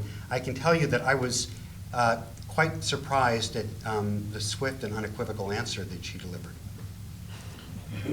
Well, they said, basically, would you take it on? What would you do? And I said, well, if they present me with a bill that observes the constitutional requirement to protect the life and health of the mother, I would sign it, if that's what they would do. And I'd sign a bill that did put some restrictions on third trimester abortion. And I think you had a heart attack right after that. I actually wasn't there then. Or Eileen? No, Mike? May I just say, Mike was actually, there. it was more than that. You were asked about the Clinton, and you said, I agree with the president. Oh, that's right, yeah. And you went on to say, Yeah, I and you did, said, I did. I would sign a bill that prohibited late-term abortions with an exception for the mother, and that bill would become law. The bill that is making its way through the legislature, which does not have that exception, is unconstitutional and will not become law. If I just wanted to add a little bit of history to this. What was interesting to me, as somebody who was involved in the issue from the outside, was that for the years that Chuck Hytaian was the Speaker of the Assembly, even though he was not pro-choice, never did a bill appear on the issue. As when Jack Collins became Speaker, he, pardon my vernacular, he wanted to stick it to the governor, put this bill in, and became very contentious. We asked him not to, just because it was an Yeah. election We year, did more because than that's the ask him not to. worst And year to Don- make and Donnie. major policy. And Donnie, too. Yeah, We asked them. we asked them not to. We said, don't do this. This is an election year. You guys are all up. It's not a good time to make policy on an issue like this, but they were feeling the pressure. Well, and we did get that bill, and you vetoed it. There are several things. Conditionally vetoed it. To conditionally veto. I rewrote Well, no, it. this is, I think this is important, too. I think from a standpoint of kind of the history of this, and any students who are looking back on this, I think the general perception was that you were an abortion-on-demand person. Right. And I remember when the issue started to arise, I was chief counsel at the time. I went in to speak to you, and John Farmer, who was the deputy, the two of us went in to say, okay, well, what are your views on abortion? Because I think, no, I mean, that was important for us to know. Yeah. Because we were Yeah. now going to have to deal with Yeah. the very specific policy and the legal implications of it and the political implications of it. And I have to say, I was a little surprised at your position, because I think I had viewed you as more of an abortion-on-demand type of person, but you were actually, you had a much more nuanced position that was ultimately reflected in the conditional veto. Which John wrote brilliantly. Which John, yeah, and one of my, me being as brilliant as I am, I let the most brilliant lawyer I knew write all this stuff and do the initial, I mean, John is just fabulous with this. And he, I remember going through this. We met with you several times on this, and really made sure that this thing was nailed down. It A, reflected your views, and B, that it was solid as a legal proposition. And I actually did, the one thing I did in advance of coming here today was this morning, I actually pulled the CV message and read it for the first time in many years. And it's to John's credit, in consultation with you, Governor, it's very well stated, it's well reasoned, and it is dead on. As a legal proposition, it was dead on. And and interestingly enough, if they had actually concurred with the CV, it would have placed some of the most restrictive abortion policies anywhere in the country. Ironically, they were thoughtful, but we could. I remember we tried to explain the rationale behind this, but the politics of it clearly overwhelmed. And there was an element of, I think there were some, I think, people who did enjoy sticking it to the governor, as you said. On the other hand, I do think there were a large number of people as well who, had some genuine, beliefs here that they were upholding. And the law, of course, was overturned, and it's never been it's never been implemented. It remains No, that's the an ultimate unconstitutional- irony. There would have been some restrictions on Yeah. third trimester abortion in a state that has no restrictions at all, had Yeah. they not, the only time they overrode me on a Yeah. conditional veto. But I don't think, the other part of it was so easy to demonize because it was such an emotional issue, and three-quarters of the people, 99% of the people in the state have no clue what a conditional veto is or was at that time. So it was just that little lady who followed me around with a sign of with dismembered babies and a running tally of how many I'd murdered since I'd vetoed the bill. You couldn't talk to them about, well, what's being passed is unconstitutional. It's pretty clear. Yeah. I mean, it's I unconstitutional. recall having the unenviable task of, after the Wall Street Journal had written a withering editorial about your conditional veto, having to draft a letter from you explaining the conditional veto. And unlike in a legal brief, you can only do like 300 words or something. And it was one of the very, very few times that I actually asked to have a chance to talk to you before I wrote anything, because I was like, how the devil am I going to do this? And I remembered speaking with you, you were standing in Chris Levins's office, and I said, Governor, I said, no matter what I write here, we're just going to piss everybody off. And she said, yeah, that's right. So, that's what we did, and wrote a very strong defense of it that didn't make hardly anybody happy. But I recalled it this morning when I walked in and saw this on the agenda, not having thought about it at all since then, as one of those repressed memories. But as one of the times when I was most proud to be able to write stuff for you to consider, because it was such a principled stand in such a toxic political environment that I really, really felt good about having the opportunity to do that and explain it. And they ran the letter, and I think we got a lot of hate mail afterwards. But I wanted to nominate you for the Profiles and Courage Award. The Kennedy Library gives that every year. But some of your Republican advisors thought that was not a good idea, and I understood the logic behind it. So can we, let's, Chris, turn to you, and I think this is going to be the last segment on E. Is it even worth spending? On e-health initiatives? Okay, this is sort of a bookend then, maybe I'll phrase it that way. Sort of looking back at what groundwork was laid was sort of quite invisible probably, but with the support at the time, if you remember Wendy and her computerization initiative. Oh, yes. I know, and we all were probably several years ahead of capabilities out there and thinking what we might do. But I think we should end feeling good about the fact that I labeled this e-public health just because it seemed real clever at the time. So we were going to make it e-public health. And basically it was to not only introduce web capacity in the department and create our first web page, but also to intentionally use it to communicate and to quantify, because it created the platform for the first time ever. We had vital statistics was still paper-based, and so we were trying to transition all vital statistics to the computer, and therefore it would give not only access to the public to their own vital statistics, but would be able to have a database to do something statistically with those statistics. And third, it was sort of an unintended consequence when West Nile, was sort of the first time Dave talked about real content of public health, when we had the West Nile outbreak, and if you remember, we had several deaths, only less than a handful, fortunately. But instantly, it was the big media event, and we had very ably supported by Eddie Bresnitz, and even then Tina Tan, who's deputy today. I was able to convene the press, and it quickly became, Rita may remember this, because I know we thought, oh my God, we're going to be exhausted because they would call every day. So what I quickly said, why don't we say that once a week on Thursday, we will have on the web. I mean, sounds like, duh, I mean, so obvious, but no, that really, just having that capacity then allowed us to really not only save, but do a much better job of informing the general public and have a press content, which with the limited staff we had helped us to do that. But we also then, for the first time, we developed sort of related to that, but not as e-based, was pandemic planning. If you remember at the time, everybody was crazy, scared about bird flu and sort of the H5N1 flu.